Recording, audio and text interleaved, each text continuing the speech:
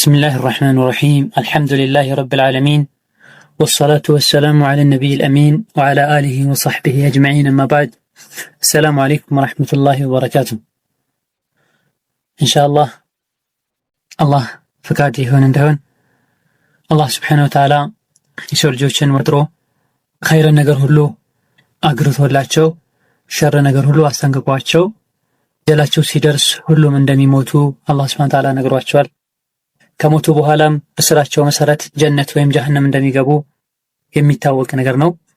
ጀነትም ጀሃነምም ሊያገቡን የሚችሉ ወይም ደግሞ ጀነት ወይም ጀሃነም እንድንገባ ሰበብ የሚሆኑ ነገሮችንም አላህ Subhanahu Wa Ta'ala በረህመቱ ጠቅሶልናል።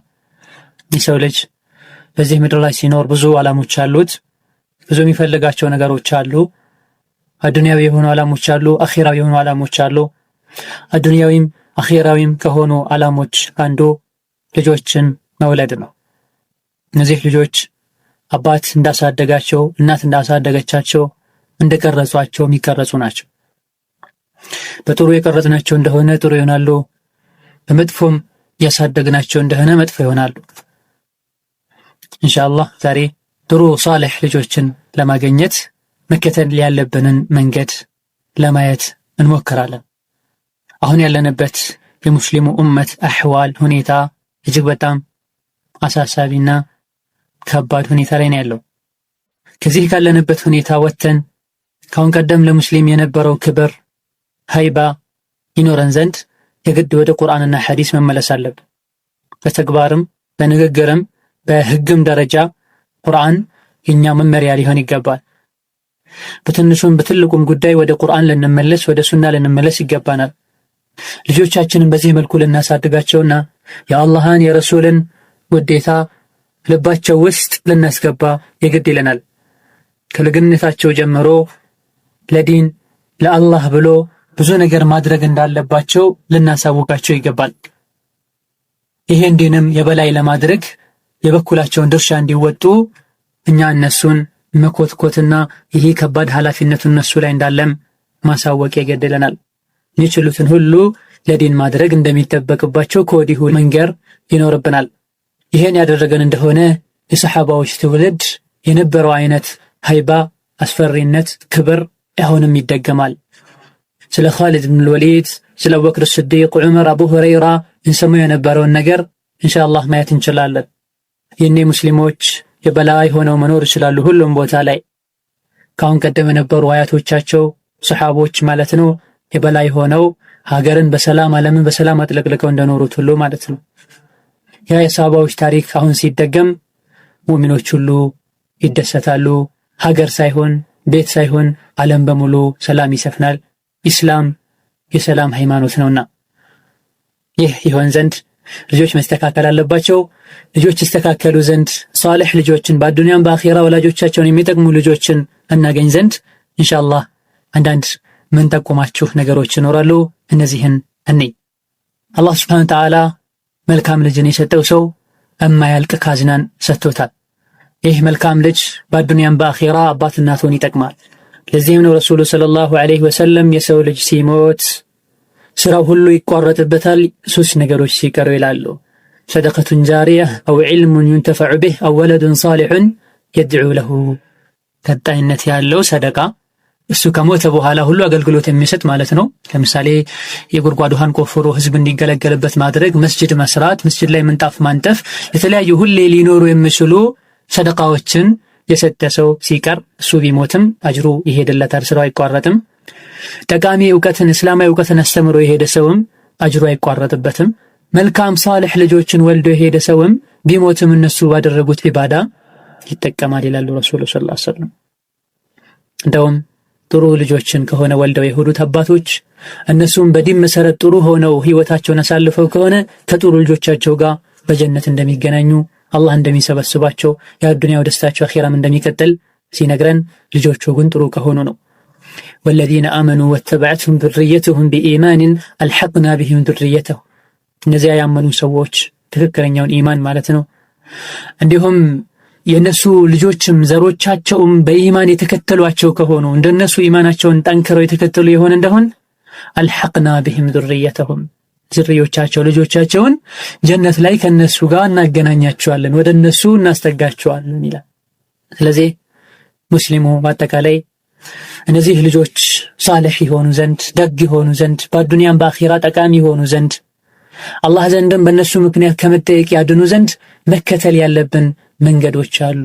እነዚህ መንገዶች ምንድን ናቸው? ሊረዱን የሚችሉ አማራጮች ምንድን ናቸው የሚለውን እንስቲ። በአንደኛ ደረጃ እናት መምረጥ። መሬት በአጠቃላይ አፈር በአጠቃላይ ተዘርቶበት አያበቅልም።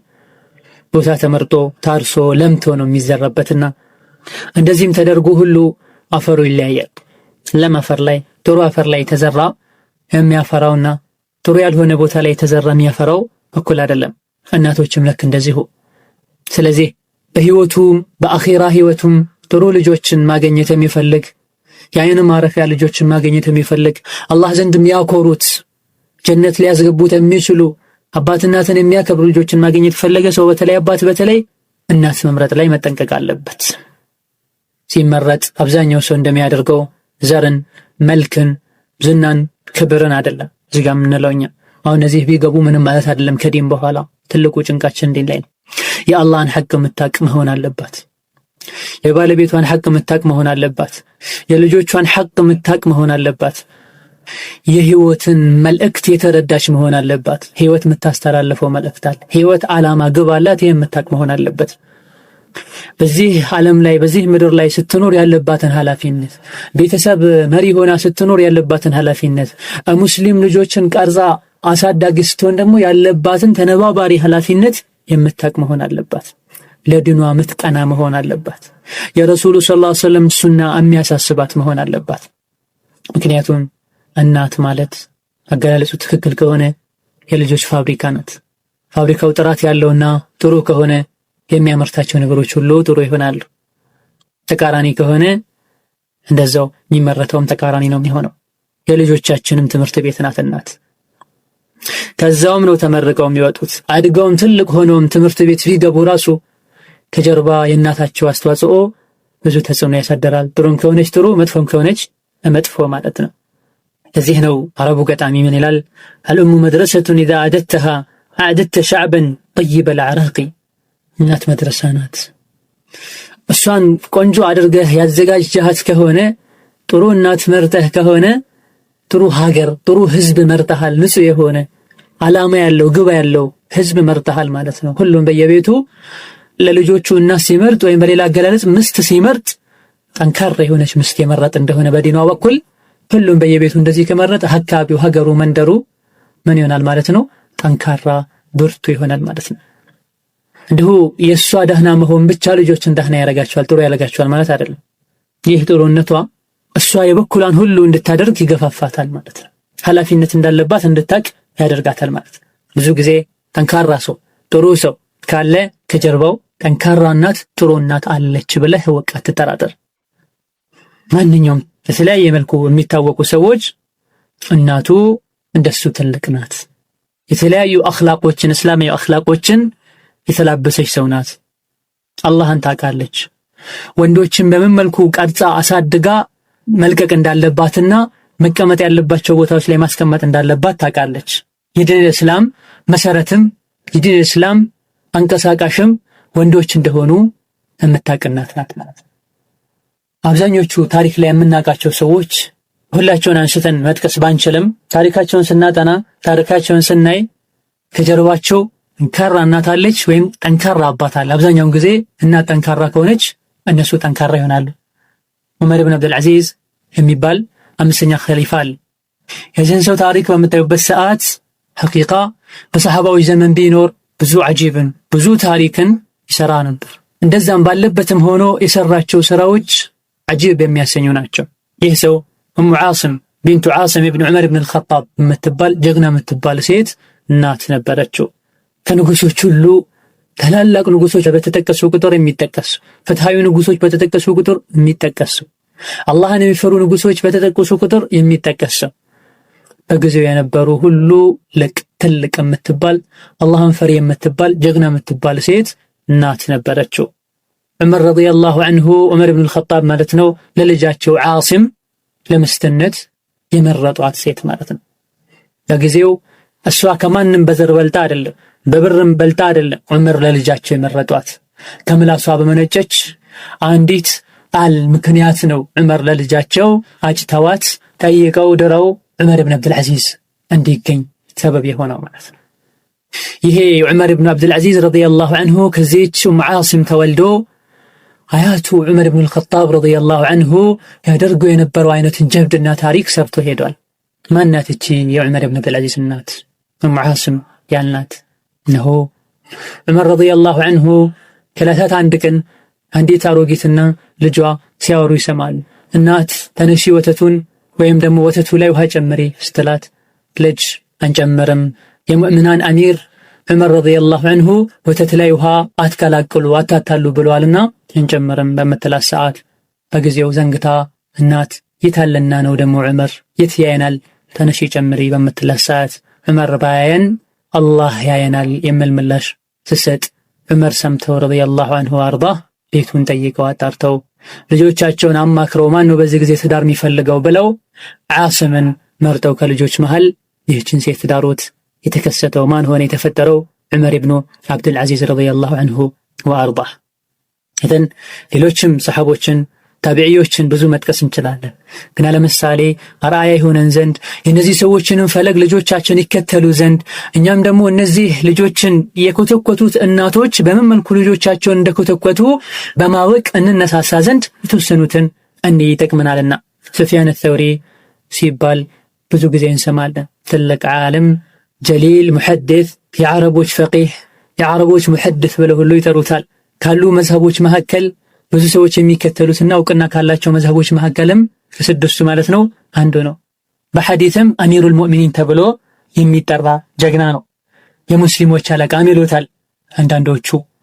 ኢማሙ አልአውዛዒ በጊዜው የነበሩት ሰውም ለም የብቃ መን ተጅተሚዑ ዐለይሂ አልኡመቱ ቢሪዳ ኢላ ሱፊያን፣ ሁሉም ኡመት ወዶ ተስማምቶ የሚቀበለው ሰው የለም በዚህ ጊዜ ማን እንጂ ሱፊያን እንጂ ብሎ ኢማሙ አልአውዛዒ የመሰከሩለት ሰው ነው። ይህ ሰው ይህ ታላቅ ዓለም እንዲሁ በቀላሉ የተገኘ ሰው አይደለም።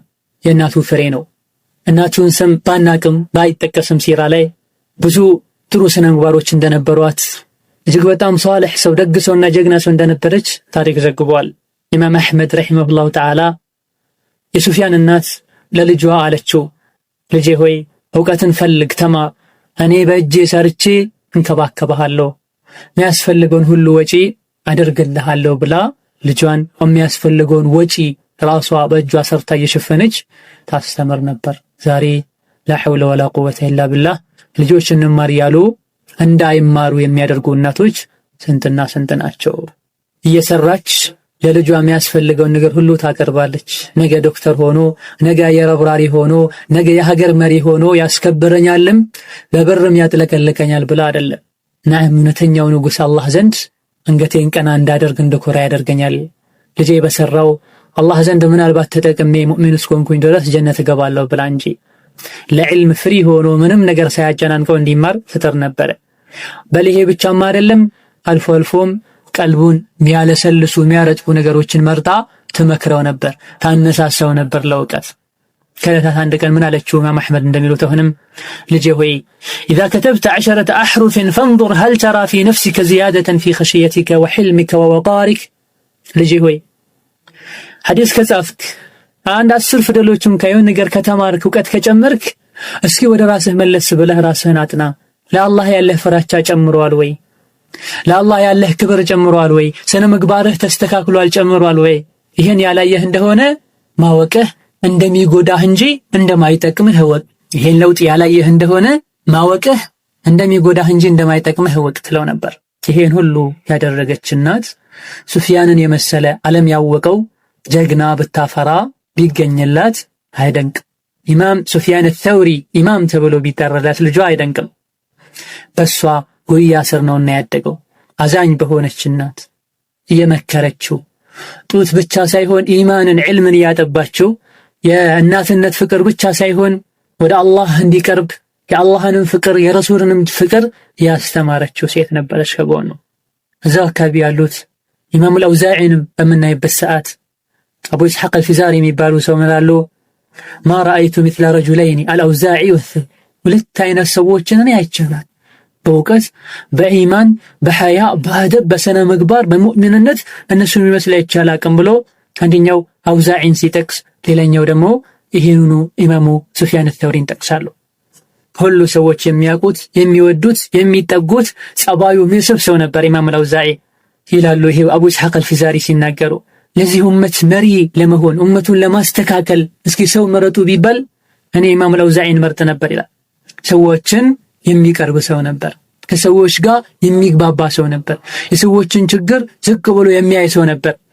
ወላሂ ኢማምም ነበር፣ የዲን መሪም ነበር፣ ዒልምም ኢማንም እውቀትም ያለው ሰው ነበር በማለት ይመሰክሩለታል። ኢማሙ ነወዊ ይህን ሰው አስመልክተው ኢማም አልአውዛዒን አስመልክተው ይላሉ ወቀድ አጅመዐት ዑለማኡ ዐላ ኢማመት አልአውዛዒ ወጀላለቲሂ ወዑሉዊ መርተበቲሂ አውዛዒ የዲን መሪ እንደሆነ ክብር ያለው ሰው እንደሆነ ደረጃ ያለው ሰው እንደሆነ ሁሉም ዑለሞች ይስማማሉ። ሰለፎችን በሱ ዙሪያ ብዙ ብለዋል። አላህ የሚፈራ ሰው፣ ዱንያን ፍቅር ከልቡ አውጥቶ የጣለ ሰው፣ ሐቅን የሚያስተምር ሰው፣ ከአላህ ሌላ ማንንም የማይፈራና ለሰው ብሎ ሐቅን የማይተው ሰው እንደሆነ ፍቅህ ያለው ግንዛቤ ያለው ሱናን አጥብቆ የሚከተል አንጀበተ ርቱዕ እንደሆነ የጊዜው ሰዎች ሁሉ መስክረውለታል። ይህ ታላቅ ሰው አሁንም እንዲሁ ዝም ብሎ የተገኘ ሰው አይደለም። ሜዳ ያሳደገው ቴሌቪዥን ያሳደገው የትም እኔ እንደፈለገ ህይወቱን እያቃጠለ የሆነ ሰዓት ላይ ብቻ ተነስቶ ዒልም ተምሮ ባንዴ ለዚህ ማዕረግ የበቃ ሰው አይደለም። ከጀርባው እናት ነበረችው። ቤሩት ውስጥ ሊባኖስ ውስጥ ተወልደው አባታቸውን በልጅነት አጥተው ድሃ ሆኖ እናቱ እጅ ላይ ነው ያደገው ይላሉ ኢማሙ ዘሀቢ ረሂመሁላህ። በል ኢማሙ ዘሀቢ ቀጥለው ይላሉ ተዕጂዙ አልሙሉኩ አን ቱአድበ አውላደሃ አደበሁ ፊ ነፍሲሂ ንጉሶቹንካ ሰው ቀጥረው ልጆቻቸውን እየተንከባከቡ ጠንካራ አባቱንካ ልጁን እየተቆጣጠረ እየተቆጣ ምስኪኗ ደካማዋ ሴት ኢማሙ አልአውዛዒን አሳድገው ያገኘውን አይነት አደብ የንጉሶች ልጅ እንኳ አያገኙም። የትልቅ ጠንካራ አባት ልጅ እንኳ አላገኙትም ይላል። ሱብሃንአላህ። አንዴ እንኳ ከሱ አፍ ጠያፍ ቃል ወጥቶ አያውቅም። ይቅርታ የሚያስጠይቅ ቃል ወጥቶ አያውቅም። ከሱ የማይጠበቅን ነገር ሰርቶ አያውቅም። ዓለም ሆኖም እሱ ባስተማረ ቁጥር ከሱ ዕውቀት አንዲት መሬት ጠብ አላለችም። ተማሪዎቹ መዝግበው ጽፈው ቢይዟት እንጂ አንድ ቀን ከት ብሎ ከአደብ ጋር በሚጋጭ መልኩ ሲስቅ ታይቶ አይታወቅም። ስለ አኺራ ሲናገር ሰዎች ሁሉ ያለቅሱለት ነበር። ግን ይህ ሰዎችን ከአላህ ጋር ማገናኛ ገመድ የመሆን ማዕረግ የማይመኘው የለም። ማትመኘው እናት የለችም። ልጇ ምስኪን ሆና ደካማ ሆና የቲም ልጇን አሳድጋ ንጉሶች እንኳን ልጆቻቸውን ቀጥረው ያሳደጉ በዚህ መልኩ ማሳደግ እስኪያዳግታቸው ድረስ ያበቃቸው ማናት እናት ናት። ከዚህም አልፎ ምድር ላይ ያሉ ሰዎችን ሰማይ ላይ ካለው ከአላህ ጋር የሚያገናኝ ቀልባቸውን የሚያረጥ በዕልም የተለያዩ ኸይር አኽላቆች ሚኮተኩስ ሰው ለመሆን ያበቃቸው እናቱ ናት አውዛዒ ማለት ነው። በመጨረሻም ረቢዐቱ ራእይ የሚባልን ሰው የኢማሙ ማሊክ ታዋቂው የመዝሀብ ባለቤት ኢማም ማሊክ ሼኻቸው ኡስታዛቸው አስተማሪያቸው የነበረ እናቱ እሱን ለማስተማር 30,000 ዲናር የወርቅ ብር ጨርሳለች። እሱን አስተምራ ሼኽ ለማድረግ ማለት። ይሄም እንዴት ነው የሆነው? ባለቤቷ ለጂሃድ ይወጣል። በሚወጣበት ሰዓት እናት ማህፀኗ ላይ ነፍሳል። ባሏ ወጥቶ ረጅም ጊዜ ቆይቶ ይመጣል። ከብዙ ዓመታት በኋላ ሲመለስ ልጁ ተወልዷል። አባቴው ፈሩኽ ይባላል። ልጅ ረቢዓ አራእይ ይባላል። ፈሩኽ ከጂሃዱ በሚመለስበት ሰዓት እናቱ ሆድ ውስጥ የነበረው ልጅ ተወልዶ አድጎ ወንድ ሆኖ ተምሮ አስተማሪ ሆኖ በል ሀገር ላይ እንደሱ ዒልም ያለው ሰው ሁሉ ጠፍቶ ኢማሙ ማሊክ እሱ ጋር ቁጭ ብሎ ይማራል። አባቴው ፈሩኽ ከ27 ዓመት በኋላ ተመልሶ በድንገት ሳያስፈቅድ ሳያንኳካ በያዘው በጦሩ በሩን ገፍቶ ሲገባ ልጅ ረቢዓ ከቤት ወጥቶ አንተ አደብ የሌለህ ሰው እንዴት ሳታስፈቅደኝ ቤቴን በርግደህ ትገባለህ በማለት ሳያቅ ማለት ነው አባቱ ላይ ይጮህበታል፣ ይቆጣዋል። አባትም በበኩሉ አንተ እንዴት ብለህ የኔን የተከበረ ግቤን ቤቴን ወንድ ባሌለበት ትገባለህ ብለው በበኩሉ አባት ልጁን ይጠይቃል በቆጣ። ወዲያውኑ አባትም ሮጦ ወደ ልጅም ወደ አባት ሄዶ ተያይዘው ጥል ጻብ ይጀመራል። የጎረቤት ሰዎች ሁሉ ጩኸቱን ሰምተው ይመጣሉ። ኢማሙ ማሊክ ረሂመሁላሁ ተዓላ ሳይቀሩ ሰምተው ይመጣሉ። ኢማሙ ማሊክ በኢማናቸው በአላህ ፍራቻቸው የመጣ ሰው ሁሉ ያከብራቸዋል። እሳቸው ሲመጡ ጫጫታውም ረብሻውም ቀነሰ። ሰዎች ሁሉ ደንግጠው ኢማም ማሊክ መጣ በማለት ጥግ ይዛሉ። ሁሉም አባትም አልለቅህም ገድልሃለሁ፣ ልጅም አልለቅህም ገድልሃለሁ ይባባላሉ። ኢማም ማሊክን ሲያዩ ሁለቱም ተረጋጉ፣ ሼኻቸውም ጭምር ማለት ነው። ረቢዓ የኢማም ማሊክ ሼኽ ነው፣ እሱም ተረጋጋ። የሱን መረጋጋት አይቶ የኢማም ማሊክንም ክብር የሚያውቃቸው ሰው ሁሉ አክብሯቸው ያም ሰው ተረጋጋ። ኢማሙ ማሊክ የሚከተለውን ተናገሩ። ምን አሉ? አንተ ሽማግሌው ትልቁ ሰው ከዚህ ቤት ሌላ ቤቶች አሉ፣ ወጣ ብለህ ሌላ ቦታ ፈልግ በማለት ለሼኻቸው አግዘው ማለት ነው ይናገራሉ። ምክንያቱም ሼኻቸው ነው፣ በሌላ ነገር አይጠረጠርም። አንድን ሰው ያለ ምክንያት ይበድላል አይሉምና ጥፋተኛውን ማን አድርገው ማለት ነው? አባትየውን አድርገው ማለት ነው። ሂድ ሌላ ቤት ተረፋለት። ይህን ሽማግሌው ምን አለ? ፈሩኽ ማለት ነው ይሄ ዳሪ፣ ይሄ ቤቴ ነው፣ ከቤት ያልወጣም ማለት እኔ ፈሩኽ ነኝ፣ ከዚህ ሰፈር እታወቃለሁ፣ ፈሩኽ ነኝ ሲል የረቢዓ እናት ይቺ ጀግናዋ ማለት ነው ከቤት ውስጥ ሆና ድምፁ ይሰማታል። ሹተኬፍ አደቡን ተመልከቱ። ዛሬ ጋጋታ ባለበት ሁሉ ወንዱና ሴት ተቀላቅሎ ሲላፋ ይታያል። ሐያ ጠፍቶ ማለት ኢኽቲላጥ የሚባል ነገር ጭራሹኑ ተዘንግቶ ማለት ትንሹም በትልቁም ሰበብ ወንድና ሴት ተሰብስበው ቁጭ ብሎ እየተላፋ አውራ እየተተያየ ለወንጀል ይዳረጋሉ። የድሮዎችን የሰለፎችን አቋም ተመልከቱ። ልጇ ሁሉ እየተደባደበ እየተጣላ እዛ ውስጥ አልገባችም። ባሏ እንደሆነ አላወቀችም። ባዳ ነው ብላ ተጊዛ ነው ያለችው። ድምፁን ስትሰማ ፈሩኽ ነኝ የሚለውን ስትሰማ ወጣች ከቤቷ። መውጣት ያለባት ሰዓት ላይ እንግዲያውስ ሃዳ ዘውጂ ወሃዳ ኢብኒ አለዚ ኸለፈሁ ወአና ሓሚሉን ቢሂ። እንግዲያውስ ተውት፣ ይህ ፈሩኽ ባለቤቴ ነው፣ ይህ ደግሞ ረቢዓ ልጄ ነው። ባሌ ሲሄድ ማሐዘኔ ውስጥ የነበረ ነው፣ እርጉዝ ነበርኩኝ። ያ ሱብሓነላህ፣ የቅድሙ ጸብ ተረስቶ ተቃቅፈው ተሳስመው ሁለቱም ማልቀስ ጀመሩ። ፈሩኽም ከ27 ዓመት በኋላ የረቢዓ አባት ማለት ነው ወደ ቤት ገባ። እናቱን ትሎ ብሎ ይሄ የኔ ልጅ ነው አላት። አሁን አለችው። ተረጋጉ፣ ቁጭ አሉ። ትንሽ ቆይቶ ከአሁን ቀደም ሲሄድ 30,000 የወርቅ ብር ሰጥቼሻለሁ የት አለ ብሎ ጠየቃት። እኔ የሆነ ቦታ ላይ ደብቄዋለሁ፣ ቀብሬዋለሁ፣ አወጣዋለሁ፣ ቆየኝ አለችው። በዚህ መሃል ያለው ሰዓት ደርሶበት ረቢዓ ወደ መስጂድ ይሄዳል። ትምህርቱንም መስጠት ይጀምራል። እዛ ላይ ኢማሙ ማሊክ ትልልቅ ሰዎች፣ ትልልቅ ሙሐዲሶች፣ ፉቃሃዎች ተቀምጠው ረቢዓ መድረክ ላይ ወጥቶ ያስተምራል። ኢማሙ ማሊክ መሰልና ሌሎች ይማራሉ። ሰዎች ክብ ሰርተው ትምህርት የተሰጠ ሳለ እናት ጀግናዋ የባሏንም ሐቅ ሳትነካ ቀልቡንም ሳትሰብር ይበለጥ ሁሉ በብሩ እንዲኮራ እሷም ጀግንነቷን እንዲያውቅ ሁሉ ምንም ብር እንደ 5 ሳንቲም እንዳላባከነች እንዲያውቅ በተግባር ማሳየት ፈለገችና خلاص ሂድ መስጂድ ሄደህ የረሱል መስጂድ ላይ ሰግደህ ተመለስ አለችው። የረሱል መስጂድ ላይ ቁጭ ብሎ የሚያስተምረው የሷ ልጅ ነውና ዙሪያው ሰዎች ከበው አንገታቸውን ደፍተው የሚማሩት በሷ ልጅ እሷ ኮትኩታ ባሳደገችው ልጅ ነውና የትኛው እናት ናት ይሄን ማድረግ የማትመኝ? ገባ። ሰዎች በጣም ክብ ሰርተው ብዙ ሰዎች ሲማሩ አየ። ጠጋ ብሎም ቆመ። ረቢዓ ቤት የሚለብሰው ብዙ ጊዜ ቤት ውስጥ የሚለበስ ልብስና ውጪ የሚለበስ ልብስ አንድ አይደለምና ቀደም ቤት ያየው ረቢዓና መድረክ ላይ ተቀምጦ ትልቅ ጥምጣም አድርጎ የተከበረው ወንበር ላይ ቁጭ ብሎ ሲያየው ባንዴ አላወቀው። ረቢዓ ግን አባቱን ፈሩኽን ቀድሞ አውቆት ስለነበረ ቆሞ ሲያየው አንገቱን አቀረቀረ። ይሄ ልጅ ነው አይደለም ማለትም ጀመረ። ፈሩኽ አጠገቡ ላለ ሰው ይሄ ማን ነው ብሎ ጠየቀ። ይሄ ረቢዓ ኢብን አቢ አብድራህማን ይባላል። አቢ አብድራህማን ማለት የፈሩኽ ቅጽል ስም።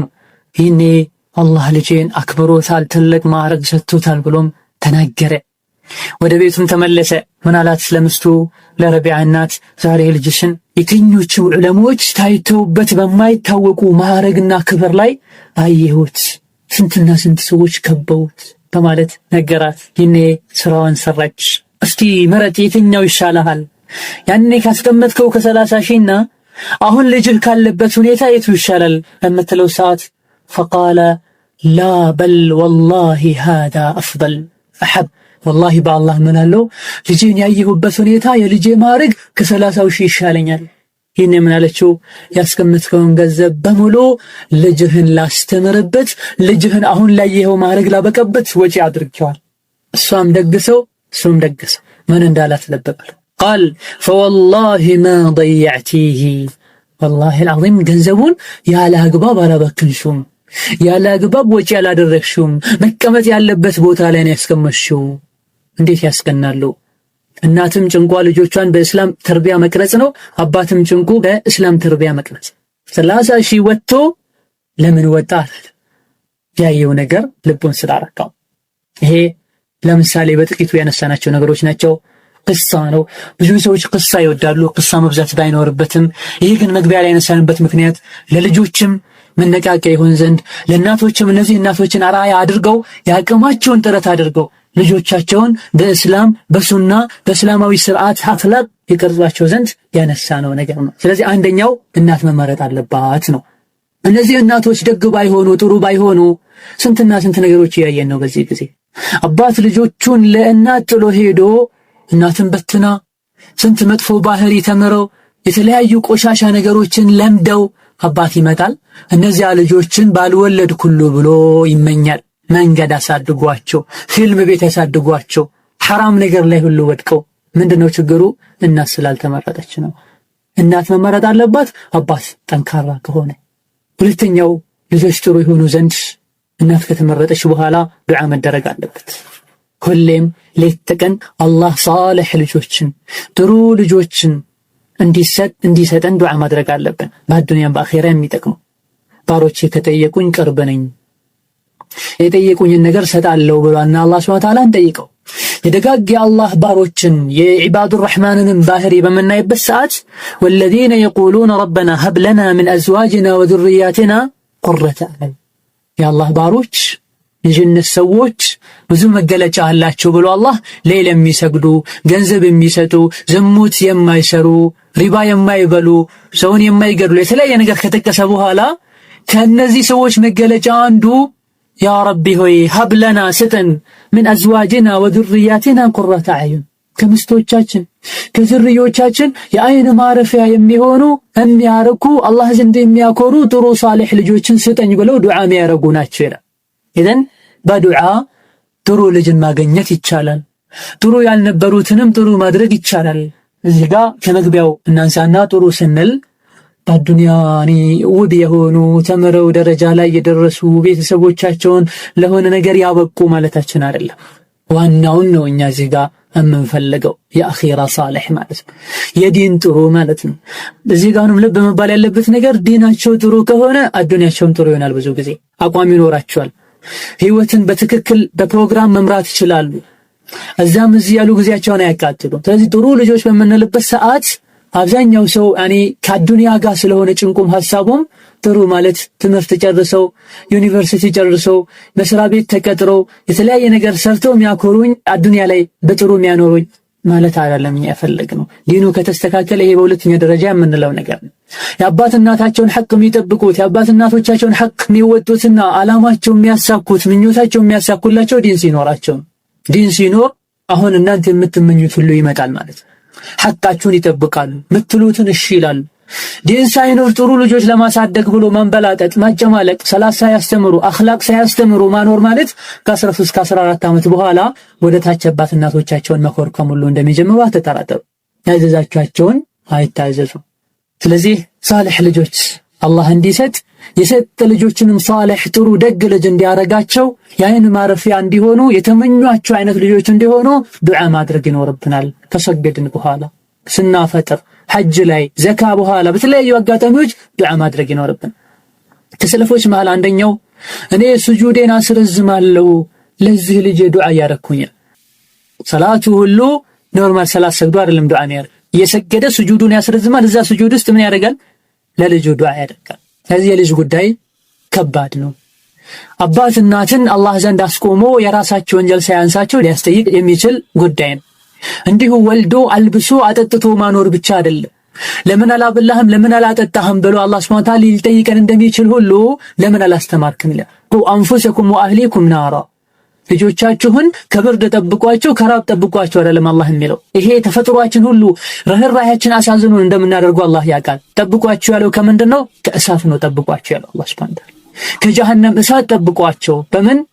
ዲንን በማሳወቅ አኽላቃቸውን በማሳመር ይሄን ያላደረግን እንደሆነ ልጆቻችንን ለእሳት ዳርገናል። ለአኺራ የማይቀር ነገር አዱንያ ላይ ካልኮተኮትናቸው፣ ከአላህ ቁጣ ካላራቅናቸው፣ በዲን ካላነጽናቸው፣ ከአዱንያ ብርድና ረሃብ እየጠበቅናቸው ለአኺራው ለከባዱ እሳት ግን አሳልፈን ሰጥተናቸዋል። ይሄ ዱዓ መደረግ አለበት። መቼ? ልጆቹ ተወልደው አድገው ጸባያቸው ሲቀየርብን አይደለም፣ ገና ሳይወለዱ በፊትም በል ሳያገቡ በፊትም ትዳር ከታሰበበት ጊዜ ጀምሮ የልጅ ፍቅር ማወቅ ከተጀመረበት ጊዜ ጀምሮ ልጅ ስጠኝ ሲባል ጥሩ ልጅ መባል አለበት። ልጅ ስጠኝ ብቻ ተብሎ ልጅ ወልዶ ጨካኝና አረመኔ ወልደው ስንት ይሰቃዩ አሉ። ወላሂ ይሄን ልጅ ባልወለድኩት የሚሉ ስንቶች አሉ። ስቃይ ያቅምሷቸው፣ ስማቸውን አጥፍቷቸው፣ ህይወታቸውን አበላሽቶባቸው። ስለዚህ ሳንወልድ በፊትም ልጅ ስንመኝ ስንጠይቅ ጥሩ ልጅ አላህን የሚፈራ ልጅ፣ ካገባን በኋላም ጥሩ ልጅ አላህን የሚወድ ልጅ፣ ከተወለደ በኋላም ያ ረቢ ጥሩ አድርጋ ያሳድግልን፣ አድጎም መጥፎ ከሆነብን አሁንም የአላህ አስተካክልልን። ዱዓ መቼም ሊለየን አይገባም ማለት።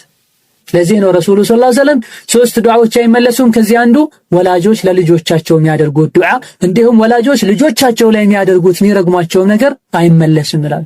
ስለዚህ የወላጅ ዱዓ ከልጅ ጋር ብዙ ታሪክ አለው። ሌላና ሶስተኛው አዝካሩል ቢና፣ ለመጀመሪያ ጊዜ ወንድና ሴት ተገናኝተው አብረው በሚተኙበት ሰዓት የሚባል ዱዓ አለ። እንዲሁ ገና ምስት ሲያገባ ባል አንድ ክፍል አብረው እንደሆኑ መጀመሪያ ሲገናኙ መባል ያለበት ዱዓ አለ። እነዚህ ሁለቱም ዱዓዎች መታወቅ አለባቸው፣ መባል አለባቸው። ወደፊት ሊመጣ የሚችለው ልጅ ላይ የሚያሳድሩት ተጽዕኖ አለ። አንዳችሁ ሲያገባ ወይም ደግሞ አገልጋይ ሲገዛ ድሮ ባሪያ በነበረበት ጊዜ ነው። فليقل ይበላሉ اللهم اني اسالك خيرها وخير ما جبلتها عليه واعوذ بك من شرها وشر ما جبلتها عليه። ምስት ሲያገባ ምስቱ ጋር ሆኖ ቢቻል ግንባሯ አካባቢ ይዞ ምን ይበል? ጌታዬ ሆይ ከሷ መጥፎ እሷንም ከፈጠርክበት መጥፎ ነገር መጥፎ ባህሪ ባንተ እጠበቃለሁ፣ የእሷንም ኸይር እሷ ውስጥም ያለውን ኸይር እንድትሰጠኝ አንተን ጠይቀሃለሁ ብሎ ዱዓ ያድርግ ይላል። ይሄ ለዚህ ብቻ የሚባል አይደለም፣ ግመል ሲገዛም ጭምር ይላል። መኪና ሲገዛ ባለንበት ዘመን ማለት ነው። እያንዳንዱ ነገር አብሮት ኸይር አለ፣ አብሮት ሸር አለ። ሐታ ልብስ ሲለበስ ራሱ አዲስ ልብስ ሲለበስ ይሄ ዱዓ መደረግ እንዳለበት፣ ተመሳሳይ ዱዓ መደረግ እንዳለበት ረሱሉ ነግረውናል። ይሄን ይበል ይላል ረሱሉ ሰለላሁ ዐለይሂ ወሰለም። ይሄ አንድ መባል ያለበት ነገር ነው። አረብኛው ባይቻል ማህፈዝ ቢያቅተን ጌታዬ ሆይ የዚህችን ባለቤቴ ኸይር፣ ከሷ ጋር ያለውንም ኸይር፣ እሷ ውስጥ መብራት የተፈጠረውን ኸይር ጠይቀሃለሁ፣ የሷንም ክፋት ከሷ ጋር መብሮ ሊመጣ የሚችለውን ክፋት ውስጥም ያለው ክፋት እንድትጠብቀኝ ጠይቀሃለሁ ይበል ይላል ረሱሉ ሰለላሁ ዐለይሂ ወሰለም። ይሄ መጀመሪያ ሲገናኙ አብረው ሲሆኑ ማለት ነው። ግብረ ሥጋ ግንኙነት በሚደረግበት ሰዓት ሌላ የሚባል ዝክር አለ። ይሄ ደግሞ ከፊተኛው በበለጠ ልጅ ላይ ትልቅ ተጽዕኖ አለው። عبد بن عباس رضي الله عنه كرسول نزجبوت لو أن أحدكم إذا أتى أهله قال بسم الله اللهم جنبنا الشيطان وجنب الشيطان ما رزقتنا فقضي بينهما ولد لم يضره الشيطان أبدا متفق عليه. عنداتو إلى الرسول صلى الله عليه وسلم كبالبيتو قابل ميقنا نيب الساعات بسم الله بالله سب اللهم جنبنا الشيطان يتاتشن هوي ከሸይጣን ጠብቀን ሸይጣንን አርቅልን፣ ወጀንብ الشيطان ما رزقتنا በዚህ ግንኙነት ምክንያቱም ሊፈጠር የሚችለው ልጅንም ከሸይጣን ጠብቀው ብሎ ግንኙነቱን ቢጀምር በዚህ ግንኙነትም فقضي بينهما ولد ልጅ ቢፈጠር لم يضره الشيطان أبدا ሸይጣን መቼም ይሄን ልጅ ሊጎዳው አይችልም፣ ሊጠናወተው ሊቀርበው አይችልም ይላል ረሱሉ ሰለላሁ ዐለይሂ ወሰለም። ይህ ሊዘነጋ ይገባል። መጀመሪያ ሌሊቱም ይሁን ከዛ በኋላ በህይወት ሲኖር ሁሌም መባል ያለበት ዝክር ነው። አደብ መጠበቅ ብዙ ጥቅሞች አሉትና ይሄ አንድ ወሳኝ ዱዓ ነው። የልጆች አደብ ላይ፣ የልጆች አኽላቅ ላይ፣ የልጆች አስተዳደግ ላይ ምን አለው? ትልቅ ድርሻ አለው። አንዳችሁ ሲበላ ቢስሚላህ ካላለ ሸይጣን ብሎት ይበላል። ሲተኛ አልጋው ሲገባ ቢስሚላህ ካላለ ሸይጣን አብሮት ገብቶ ይተኛል። ባለቤቱን ግንኙነት በሚያደርግበት ሰዓት ቢስሚላህ ያላል እንደሆነ አብሮት ግንኙነት ያደርጋል የሚልም ሐዲስ አለ። ለሸይጣን እኛው መንገዱን አመቻችተንለት ደልቦ ጠግቦ እኛ ላይ ሊጫወት አይገባው፣ ሊቆጣጠረን አይገባው። ቀላል ነው። ከልባችን ቢስሚላህ ማለት አላህን መውደድ፣ አላህን ማክበር፣ ዲንን መከተል በውስጥም በውጭም ከጠላቱ ከቀንደኛ ሸይጣን ይጠብቀናል ማለት። ይሄ አሁን ዝክሮቹ ልጆች ላይ ወደፊት በጎ ተጽዕኖ ያሳድራሉ። ሌላኛው ጥሩ ልጅ እንዲኖረን መጠቀም ካለብን አንዱ ልጆች እንደተወለዱ በጆሮአቸው አዛን መባል አለበት። ይህ ሱና ነው። አዛን የሚባለው ለምንድን ነው? ለምን ሱና ሆነ? ምንድነው ጥቅሙ ካለን አንደኛው ረሱሉ ሰለላሁ ዐለይሂ ወሰለም ስላደረጉት። አቡ ራፊዕ የሚባል ሰው ረሱሉ ሰለላሁ ዐለይሂ ወሰለም ሐሰን ኢብኑ ዓሊ የፋጢማ ልጅ ሲወለድ ጆሮ ላይ አዛን ሲሉ አይቻለው ይላል። ሐዲሱን ኢማሙ ቱርሙዚ ዘግበውት ሼክ አልባኒ ሐሰን ብለውታል።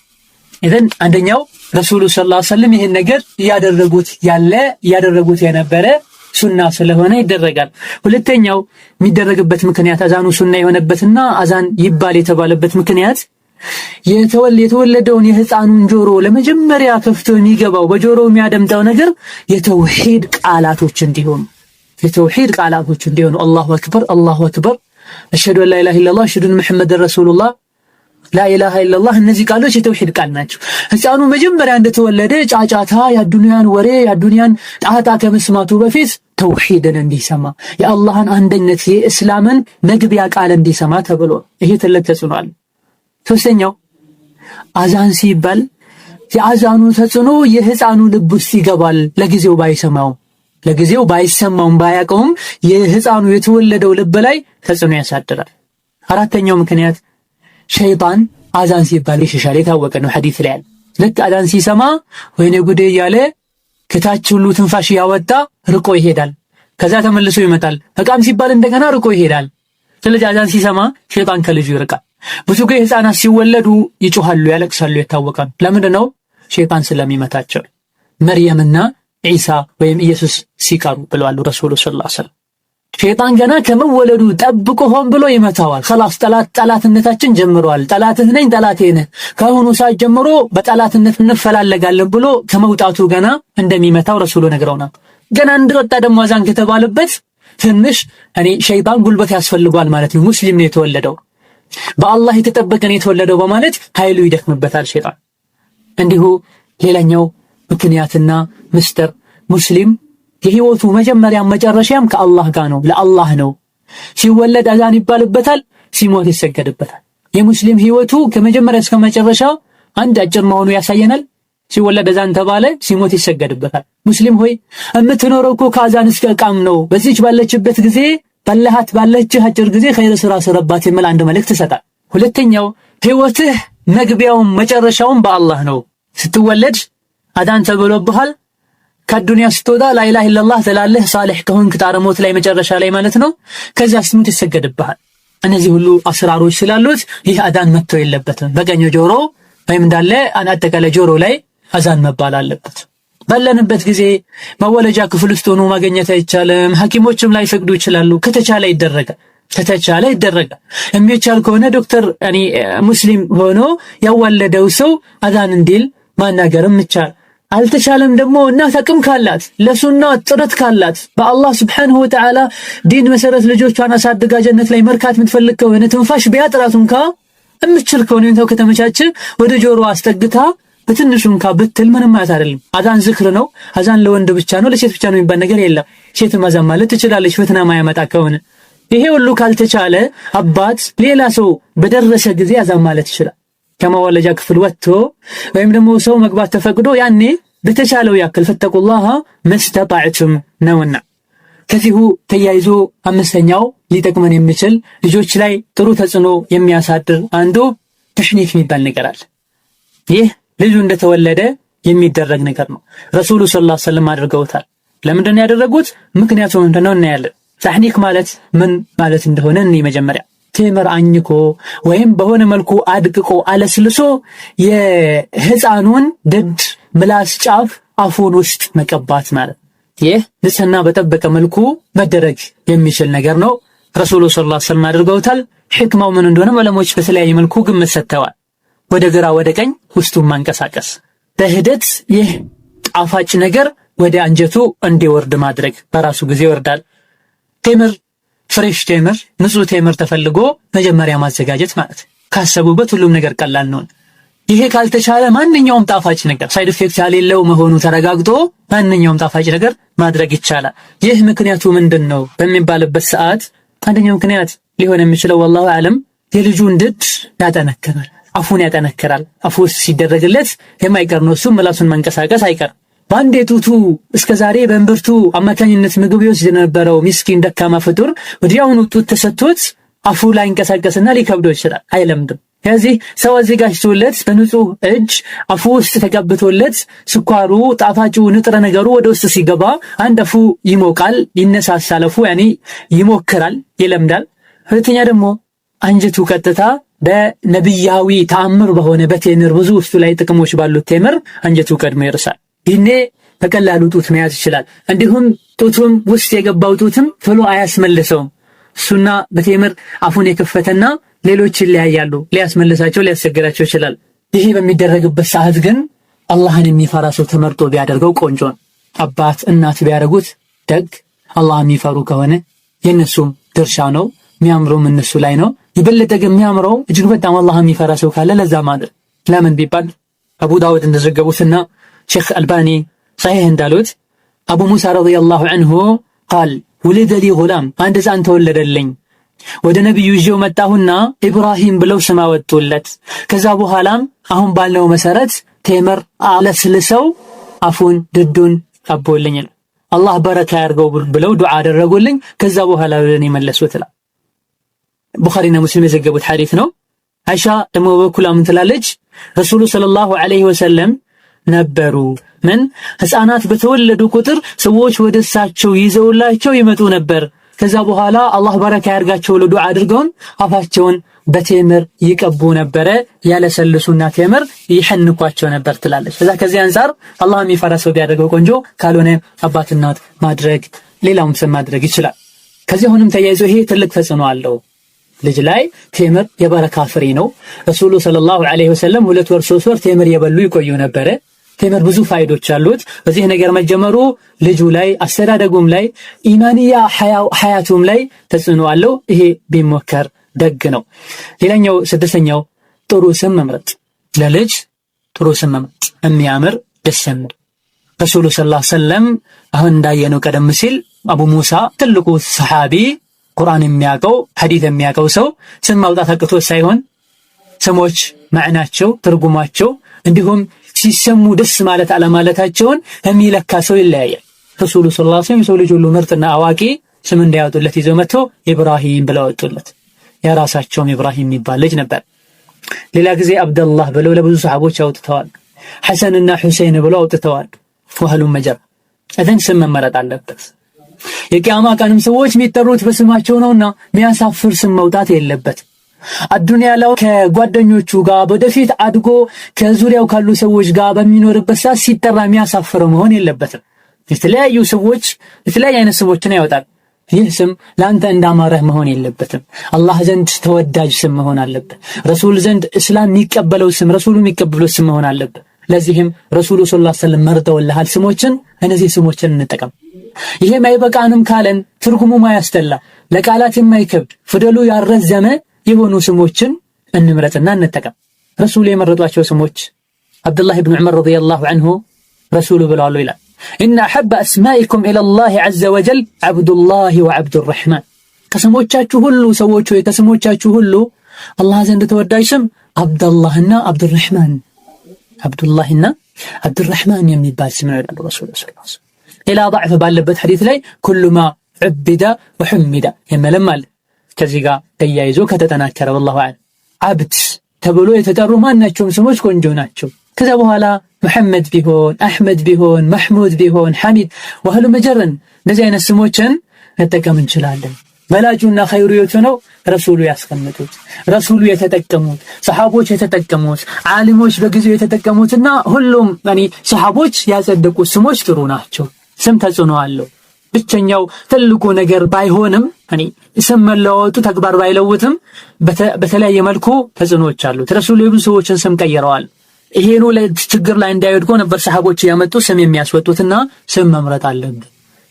ከሀገሩ ጋር የሚሄድ ስም፣ ለምላስ የሚቀል ስም፣ አረብኛው ብቻ ታይቶ ሳይሆን እንደኛ ባለ ከአረብኛ ውጪ ቋንቋ የሚናገሩ ሰዎች አረብኛውን ወደኛ ብናመጣው አንዳንዴ ላይመች ይችላል፣ ላይጥም ይችላል። ብዙ ስሞች አሉ ደስ የሚሉ እዚህ ሀገር ላይ ሆነው ሲጠሩ በተለይ ካፍር ባለበት በሙስሊሙ የሚያሾፉ ግለሰቦች ባሉበት ቦታ ላይ ደስ አይል። ብዙ ስሞች አሉ በዚህ ረገድ የሚጠቀሱ ማለት ነው። እነዚህ ስሞችን መጠንቀቅ አለብን። ትርጉሙ ምንድነው ቢባል ትርጉሙን ላናቀው የምንችል ትርጉሙ ሲታወቅና ሲገለጥ እጅግ በጣም አሳፋሪ የሚሆን ስም አለ። ይህን ስም መጠንቀቅ አለብን። ወላጆች ለልጆቻቸው ስም ማውጣት የነሱ ድርሻ ብቻ ሳይሆን ግዴታም ነው። ልጃቸው ላይ ካለባቸው ሐቅ አንዱ ስም ሲያወጡ መምረጥ አለባቸው። አንድ ልጅ አባቱን ደበደበና ዑመር ጋር ከሰሰው። አባት ልጁ ምን አድርገህለታል ሲሉት ምንም አላደረገልኝም አባቴ፣ እናትም አልመረጠልኝም፣ ሐቄ ነበር እናት መምረጥ፣ ዲንም አላስተማረኝም፣ ሐቄ ነበር ዲን ማስተማር፣ እንዲሁም ስምም አልመረጠልኝም ብለው መከሰሱ። ለዳ ዑመር ረዲየላሁ ዐንሁ የቀየሩት ሰው ስም አለ። ሀዛ ዩኸቢእ ወአቡሁ ዩከንዝ። ትርጉሙ ምን ይላል ስሙ? ይሄ የልጁ ስም ወደ አማርኛ ስም ተረጉመው ደባቂ ይላል። የአባቱ ስም ደግሞ አጠራቃሚ ይላል። ስለዚህ ይሄ ይደብቃል፣ አባቱ ያጠራቅማል። እንዲህ አይነት ሰውን አንፈልግም ብሎ ዑመር ያስወገዱበት አለ ታሪክ ላይ ስናይ። ዛሊም የሚባል ሰው ስሙ መጣና አረኛ ዛሊም የሚባል በዳይ ማለት ነው፣ በዳይ የሆነን ሰው እኛ ሙስሊሞች ላይ አንሾምም ብለው የመለሱበት አጋጣሚም አለ ከሰለፎች መሃል። ለዳ አንድ ከትርጉሙ አንፃር የሚያሳፍር መሆን የለበትም። ሁለተኛ ከማህበረሰቡ አንፃር ትርጉሙ ሲታወቅ የሚያነውር ነገር መሆን የለበትም። ከስሙ አንፃር ከቃሉ አንፃር አረብኛ ቃሉ ወደ አማርኛ ተመሳሳይ ነገር ካለው የሚያሳፍር መሆን የለበትም። ለምሳሌ ለሴት ልጅ ቁራ ብሎ ቢወጣ ደስ የሚል ስም ነው። ቁራ ማለት የአይን ማረፊያ፣ አርኪ፣ ጥሩ እንደማለት ነው። ገና ባለንበት ሀገር ላይ ቁራ ቢባል በአማርኛ ቁራን ጻፉትና በሆነ ቦታ ላይ በአማርኛ ቁራ የሚለውን ሲጠሩት ምን ብለው ነው ያነቡት? መልሱን ለእናንተ ተዋለሁ። እንዲህ አይነት መሰል ነገሮችንም ሌላ ቅያማ ቀን አላህ ዘንድ የሚያሳፍሩ ወንጀለኛ የሚያደርጉ አይነት ስሞችን መጠራት የለበትም። ስም ላይ በጣም ጥንቃቄ መደረግ አለበት። መፍትሄው ምንድነው? የሰሃቦችን ስም መጥራት፣ የቁርአን የሐዲስን ስም መጥራት። ከዚህ በላይ ወጣ ያለ ነገር ከተፈለገ ብዙ ጊዜ አረብ ሀገር ሄደው ሰምተው ይመጣሉ፣ ይለጥፉታል። አሜሪካ ሄደው ሰምተው ይመጣሉ፣ ይለጥፉታል። በጣም የሚያሳዝነው ከኢማን ጋር የሚያጋጨው ስያሜቱ ነው። የምዕራባውያንን ስም ወይም የኳስ ተጫዋች ወይም የፊልም ተጫዋች ወይም ደግሞ የዘፋኝን ስም አምጥቶ ለሙስሊም ልጆች መለጠፍ። የምትወደው ተጫዋች አለ ትለጥፋለች፣ ካፍርም ቢሆን። ይሄ ወላ ወልበራአን ይነካል። መውደድ ለአላህ መጥላት ለአላህ ነው። ይሄን ሰው ለማን ብለሽ ነው ወደሽው ለልጅሽ ስሙን ትሰጫለሽ፣ ወደኸው ለልጅህ ስሙን ትሰጣለህ። ይሄ ጥንቃቄ መደረግ አለበት። የምንወዳቸው ስሞች ካሉ ይሄ ስም በሸሪዓ ሚዛን እንዴት ይታያል ብለን ዑለሞችን፣ ሼኾችን፣ ኡስታዞችን መጠየቅ ይኖርብናል። ለልጆች ስም ማውጣት ከልጆች አስተዳደግ ጋር ተያያዥነት አለው። ሌላኛው አቂቃ ነው። ሰባተኛው እጅግ በጣም ልጆችን ሷሊህ እንዲሆኑ ከሚጠቅም ጥሩ ተጽዕኖ ካለው አንዱ አቂቃ ነው። ረሱሉ ሰለላሁ ዐለይሂ ወሰለም መዐል ጉላሚ አቂቀቱን ፈአህሪቁ ዐንሁ ደመን ወአሚጡ ዐንሁ አልአዛ። ከህፃን ጋር መታረድ ያለበት እርድ አለ። ህፃን በተወለደ በሰባተኛ ቀኑ ወንድም ይሁን ሴት፣ ወንድ ከሆነ 2 በግ፣ ሴት ከሆነች 1 በግ መታረድ አለበት። ወንድ ከሆነ ፀጉሩ መላጨት አለበት። በሰባተኛው ቀን ካልተቻለ በ14ኛው ቀን ካልሆነ በ21ኛው ቀን ማድረግ ይቻላል። የሚታረደውም የሚሰራውም በተለይ የሚታረደው በሰባተኛው ቀን መሆን አለበት። አንዳንዴ እሁድ ትናንት ከነበረ ሰባተኛው ቀን ዛሬ ከሆነ በስድስተኛው ቀን እሁድ አርደው አስተካክለው አስቀምጠው ሰኞ የሚመግቡበት አለ። ይሄ ሰባተኛው ቀን ላይ መከሰት ያለበትን 1 ቀን ማስቀደም ተገቢ አይደለም። ሱናውን ሙሉ በሙሉ እንከተል ካለም ማለት። እንዲሁም ፀጉሩም ሲላጭ በዛ ቀን ቢላጭ ቆንጆ ነው።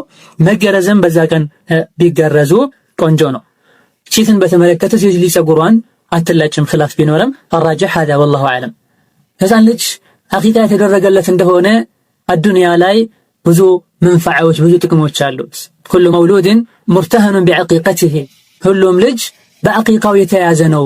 አቂቃውን ያደረጉለት እንደሆነ ነው የቂያማ ቀን አኺራ ላይ አባትን እናትን ከአላህ ጋር እንደሚያስታርቅ ሸፊዕ እንደሚሆን አባት እናትን ጀነት እንደሚያስገባ ተነግሮናል። ይሄ ማዕረግ የሚገኘው አቂቃ የተደረገ እንደሆነ ነው የሚል ሐዲስም አለ። እንዲሁም ደግሞ ሸይጣንም እሱ ላይ ተጽዕኖ እንዳያሳድርበት አቂቃው ብዙ ጥቅሞች አሉትና አቂቃ ማውጣት አለብን። ቸላ ማለት የለብንም። ብዙ ወጪዎች ሲወጡ ለሱና ሲባል ወደ ኋላ ማለት የለብንም። ኢማም አህመድ ረሂመሁላሁ ተዓላ ድሃውን ቢሆን ተበድሮ ቢያደርግ አላህ መውጫ ያበጅለታል ብዬ ተስፋ አደርጋለሁ ይላል። አቅም ባይኖረው ማለት ነው። ዘን ዋጅብ አይደለም። አቅም ካለው ያደርጋል። አቅም ያለው ሰው ላይ ደግሞ ዋጅብም ሊሆን ይችላል። ወላሁ አዕለም። መደረግ አለበት። የልጅ ሐቅ ነው። 8ኛው እስላማዊ የተሟላ አስተዳደግን ለማሳደግ ጥረት ማድረግ። 8ኛው ነጥብ አባቶች ላይ እናቶች ላይ የልጆች ማሳደግ ጉዳይ ትንሽ ነገር ቀላል ነገር እንዳልሆነ ማወቅ ይገባቸዋል። ልጆች ካደጉና ትልቅ ከሆኑ በኋላ በልጅነት የነበራቸው አስተዳደግ ተጽዕኖ እንደሚያሳድርባቸው ልታውቁ ይገባል። ወላጆች፣ አባትም እናትም አስተማሪዎችም ጭምር የልጆች ጉዳይ ላይ ትኩረት ማድረግ ይኖርባቸዋል። በምን መልኩ ነው ልጆችን እየኮተኮቱ ያሉት ሊያውቁ ይገባል። ካሁን ቀደም የነበሩ ሙስሊሞች ልጆቻቸውን የምታሳድግ እናት እንዴት ይመርጡ እንደነበረ፣ አባትና ለልጆቻቸው አስተማሪ አስጠኝ ከፈለጉ በምን መልኩ ይመርጡ እንደነበረ ልናቅ ይገባናል። አኽላቃቸው ያማረ ስነ ምግባር ያላቸው ሶላት የሚሰግዱ አላህን የሚፈሩ ከጥሩ ሰው ጋር የሚውሉ መሆን አለባቸው። ይህ በአሁኑ ዘመን ብዙ ጊዜ ኡስታዞችን፣ አስተማሪዎችን፣ አስጠኞችን ቀጥሮ ወይም ደግሞ መድቦ የማስተማር ነገር ቢኖርም አናሳ ነው። እነዚህ በጥቂቱ የሚደረጉትም ደግሞ ሰው ተመርጦ አይደለም። መስጊድ ላይ የሆነ አስቀሪ ያገኛል خلاص ቤት ወስዶ ያስቀምጧል። ምን ያስቀራቸው መልኩ ያስቀራቸው አያውቅም። ማስቀራቱን እንጂ አኽላቁ አደቡ ስነ ምግባሩ ቻይ ነው ወይ ሳብር ነው ወይ ከወረቀቱ ሌላ በተግባሩ የሚያስተምራቸው ነገር አለው አያውቅም። ባላንዳንዴ ወንድ ባል የለበት ሁሉ ኬትም ወንድ ጎትቶ አምጥቶ ወንድ ባል የለበት ቤት ወንድን አስቀምጦ ሐራም ሁሉ ሊከሰት ይችላል። ሁሌ ባይሆንም ይህ መታወቅ ይገባል፣ ጥንቃቄ ሊደረግ ይገባል። ልጆችን የሚያስተምር ሰው እንዲሁ አንተ ስላማረ ወይም ደግሞ እሱ ማስታወቂያ ስለለጠፈ አይደለም።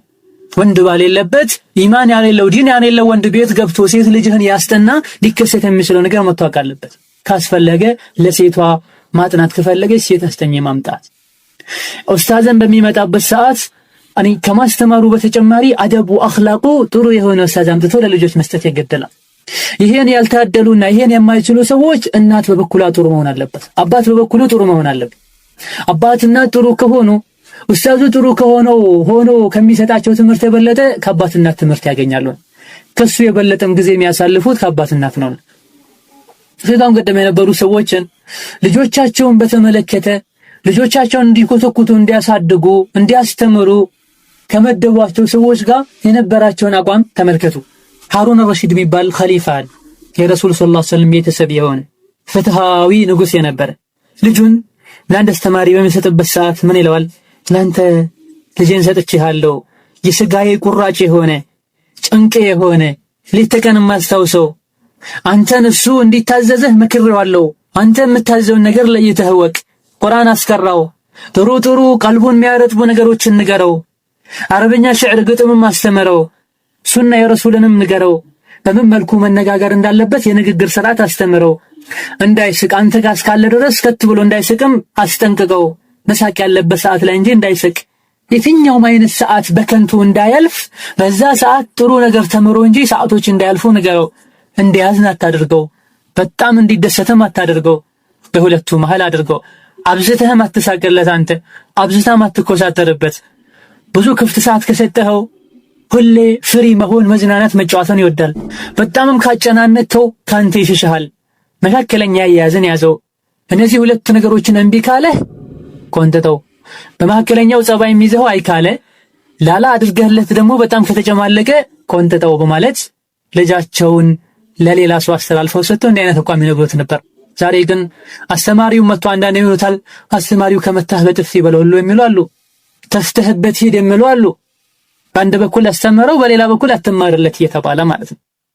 አብዱልመሊክ ኢብኑ መርዋን የሚባለው ሌላው ግለሰብ እንዲሁ ከሰለፎች ምን ይላል? ልጄን ስታስተምርልኝ ይህን የምንለው ኡስታዞችን ለሚቀጥሩ ሰዎች ብቻ፣ ኡስታዞችን አስተማሪዎችን ለሚመድቡ ሰዎች ብቻ አይደለም። አስተማሪ ተክታ የምታስተምር እናትን ይሄን ነገር ማስተማር አለባት። ቁርአን ማስተማር፣ ሱና ማስተማር፣ የንግግር አደብ ማስተማር አለባት። አልምሁም ሲድቃ፣ እውነት መናገርን አስተምረው ልክ ቁርአን እንደምታስተምረው ሁሉ ጥሩ ስነ ምግባር እንዲላበሱም ገፋፋቸው። ትልልቅ ሰዎች ጋር በምን መልኩ ትልልቅ እንደሆኑ እንዲያቁም አድርጋቸው፣ ወደፊት ትልቅ እንዲሆኑልኝ። ዕልም ካላቸው ሰዎችም አስቀምጣቸው። ወራዳ የሆኑ ዝቃጭ የሆኑ ሰዎች ጋር እንዳይቀራረቡ ከነሱ እንዳይቀልዱም አድርጋቸው። የልጆቼን አደብ ያበላሹብኛልና። ዛሬ የሚያሳዝነው ልጄ ቁርአን ቤት ሄዷል ይባላል። ማሻአላህ መንገድ ላይ አንዱ ጠልፎት ወስዶ ብስኩት ገዝቶለት አጫውቶት አዝናንቶት ይመልሷል። በማግስቱ ቁርአን ቤት ሲሄድ ቁርአኑ ጋራ ይሆንበታል። ስለዚህ ልጆች የትም እንዳይብሉ ከማንም ጋር መጫወቻ እንዳይሆኑ ሲዋሹ ካገኛቸው አስጠንቅቃቸው፣ ቆንጠጣቸው። ውሸት አንዴ መዋሸት ሌላ ውሸት እንዲዋሹ ያረጋቸዋል። ውሸት መብዛት ደግሞ ሙጅሪም ያረጋቸዋልና እነዚህ ካሁን ቀደም የነበሩ ታላላቅ ሰዎች ከረሱሉ ሰለላሁ ዐለይሂ ወሰለም ዘመን ቅርብ የነበሩ ሰዎች ለልጆቻቸው የነበራቸው አያያዝ ነው። ልጄን የሰውነቴን የስጋዬን ቁራጭ ሰጥቼሃለሁ አስተምረው። በዚህ መልኩኛ ልጆቻችንን ማስተማር ያለብን ነገር ልናቅና እንዲህ አይነት አያያዝ ልናደርግላቸው ይገባል። ዑመርም ረዲየላሁ ዐንሁ የሆነ ቦታ ደብዳቤ ሲጽፉ ምናሉ? ልጆቻችን አስተምሩ ምንን አስባሐ ወራም ፈልፍሩሲ የሚጠቅማቸውን ነገር ወደፊት ሊጠቅማቸው የሚችሉ መሰል ነገሮችን አስተምሯቸው ይላል። ጥሩ አኽላቅ ጥሩ ስነ ምግባር አንጸን በማስተማር ልጆቻችን ጥሩ ሊሆኑ ይችላሉ። በምን ላይ ነው የምንቀርጻቸው፣ በምን ላይ ነው የምናነጻቸው የሚለውን በምናይበት ሰዓት ብዙ ነገሮችን መጠቆም ይገድለናል። ምን ላይ ነው ትኩረት መደረግ ያለበት ልጆችን ስናሳድግ፣ ልጆችን ስንቀርጽ የሚለውን በምናይበት ሰዓት አሳዳጊዎች ወላጆችም ሆኑ ሌሎች ኃላፊነቱን የሚሸከሙ ሰዎች ማወቅ አለባቸው። እስላም የሚያውቁ ሰዎች መሆን አለባቸው። መጀመሪያ ራሳቸው ጥጥ ውሃ ውስጥ ተነክሮ ወጥቶ ቢጨመቅ ውሃ ነው፣ ወተት ውስጥም ከሆነ ወተት ነው የሚሆነው።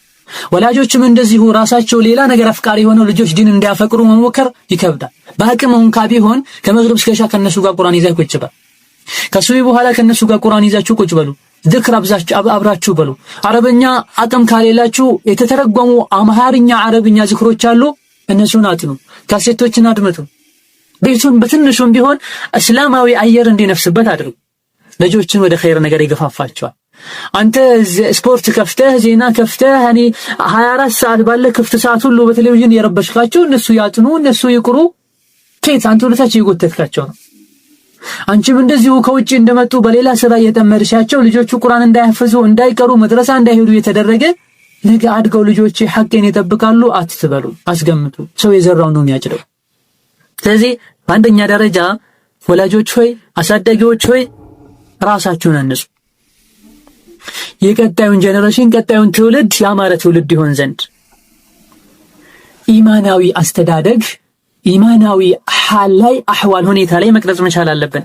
ኢማናዊ አስተዳደግ ማለት ነው ህፃኑ መለየት ከቻለበት ጊዜ ጀምሮ ነገሮችን መለየት ከቻለበት ጊዜ ጀምሮ የእስልምና ማዕዘናትን አርካኖችን ማሳወቅ አለብን። ልክ እሳትና ቴምርን ለይቶ ሲያውቅ ቤተሰብና ባዕድን ለይቶ ሲያውቅ ነገሮችን መለየት በጀመረበት እድሜ ላይ የእስላምን ማዕዘናት ማሳወቅ አለብን። ስለ አላህ፣ ስለ መላእክታ፣ ስለ ኩቱቦች፣ ስለ ረሱሎች መንገር አለብን። ስለ ቀብር ጥያቄ፣ ስለ ተለያዩ ነገሮች የነገርነው እንደሆነ ልጁ በዚህ ጊዜ ማወቅ ይችላል። ነገሮችን ባንዴ ባይረዳቸው ሁሉ በሂደት ነገሮችን መረዳት ይችላል። አርካን እስላምን ስናስተምረው ስለ ሰላት፣ ስለ ጾም፣ ስለ ዘካ ማስተማር ይኖርብናል። ስለ እስላም ሙሉነት፣ የእስላም አንዳንድ ህግጋትን፣ የእስላም ስርዓቶችን ይሄን ያደረግን እንደሆነ በዚህ መልኩ የቀረጽነው እንደሆነ ልጁ አላህን ይወዳል።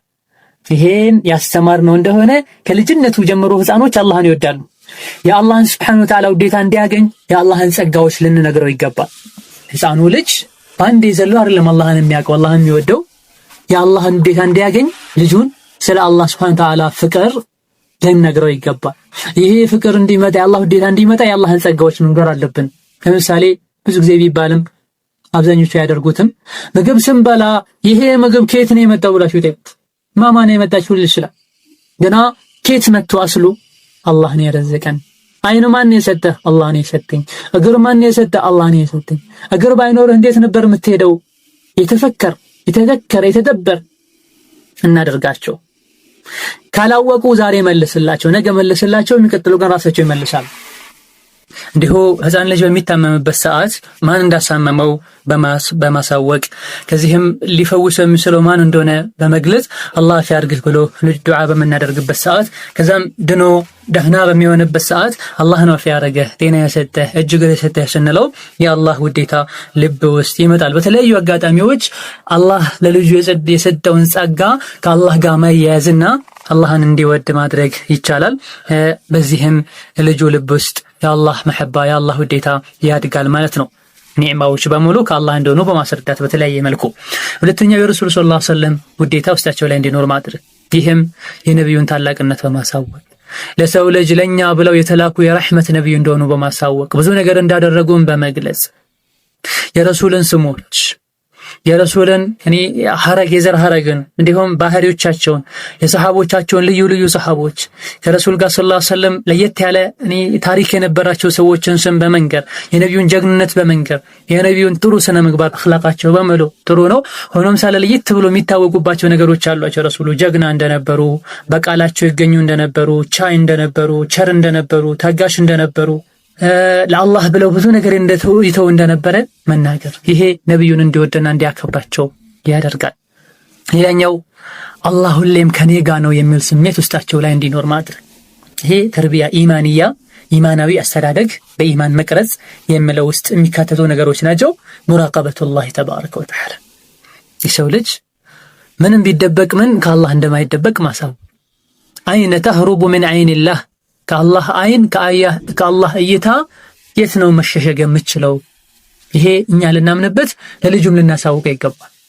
ከሰዎች ተደብቆ ወንጀል ቢሰራ ከአላህ እንደማይደበቅ ለልጆች ልናሳውቅ ይገባናል። እያንዳንዱን እንቅስቃሴው እያንዳንዱ ውሎውን ንግግሩን ብቻ አይደለም የሚያስበው የሚያደርገውን ነገ ብቻ አይደለም በህይወቱ ሁሉ የሚያደርገው ነገር አላህ ዘንድ ተመዝግቦ የተቀመጠና አላህ የሚያውቀው መሆኑን ለልጁ ለህፃኖች ልናሳውቅ ይገባል። ይኔ አላህ ሁሌም ከኔ ጋር ነው ይላሉ። አላህን ይፈሩታል፣ አላህን ያከብሩታል፣ ለሱም ስራቸውን ጥርት ያደርጋሉ ከልጅነት ሁሉ ማለት ትልቅነቱን ያውቃል።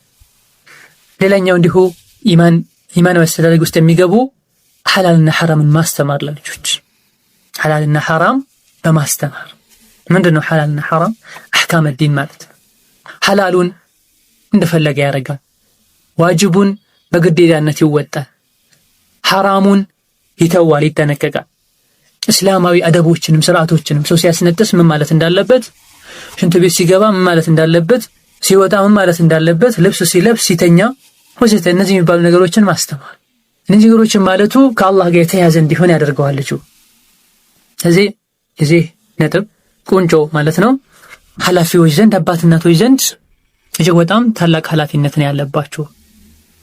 እስላማዊ ኢማናዊ አስተዳደግ ካሳደጓቸው ልጆች ብዙ ታሪኮችን መስራት የሰሃቦችን ታሪክ መድገም ይችላሉ። ኢማን ውስጥ እንዲገባ ልጁ ሙእሚን እንዲሆን አዱንያም አኺራም እንዲያሳስበው ለቤተሰብ ለወላጆች እንዲያስብ ኢማን መኖር አለበት። ይሄ እንዲኖር ደግሞ ከልጅነቱ ኢማናዊ አስተዳደግ ማደግ አለበት።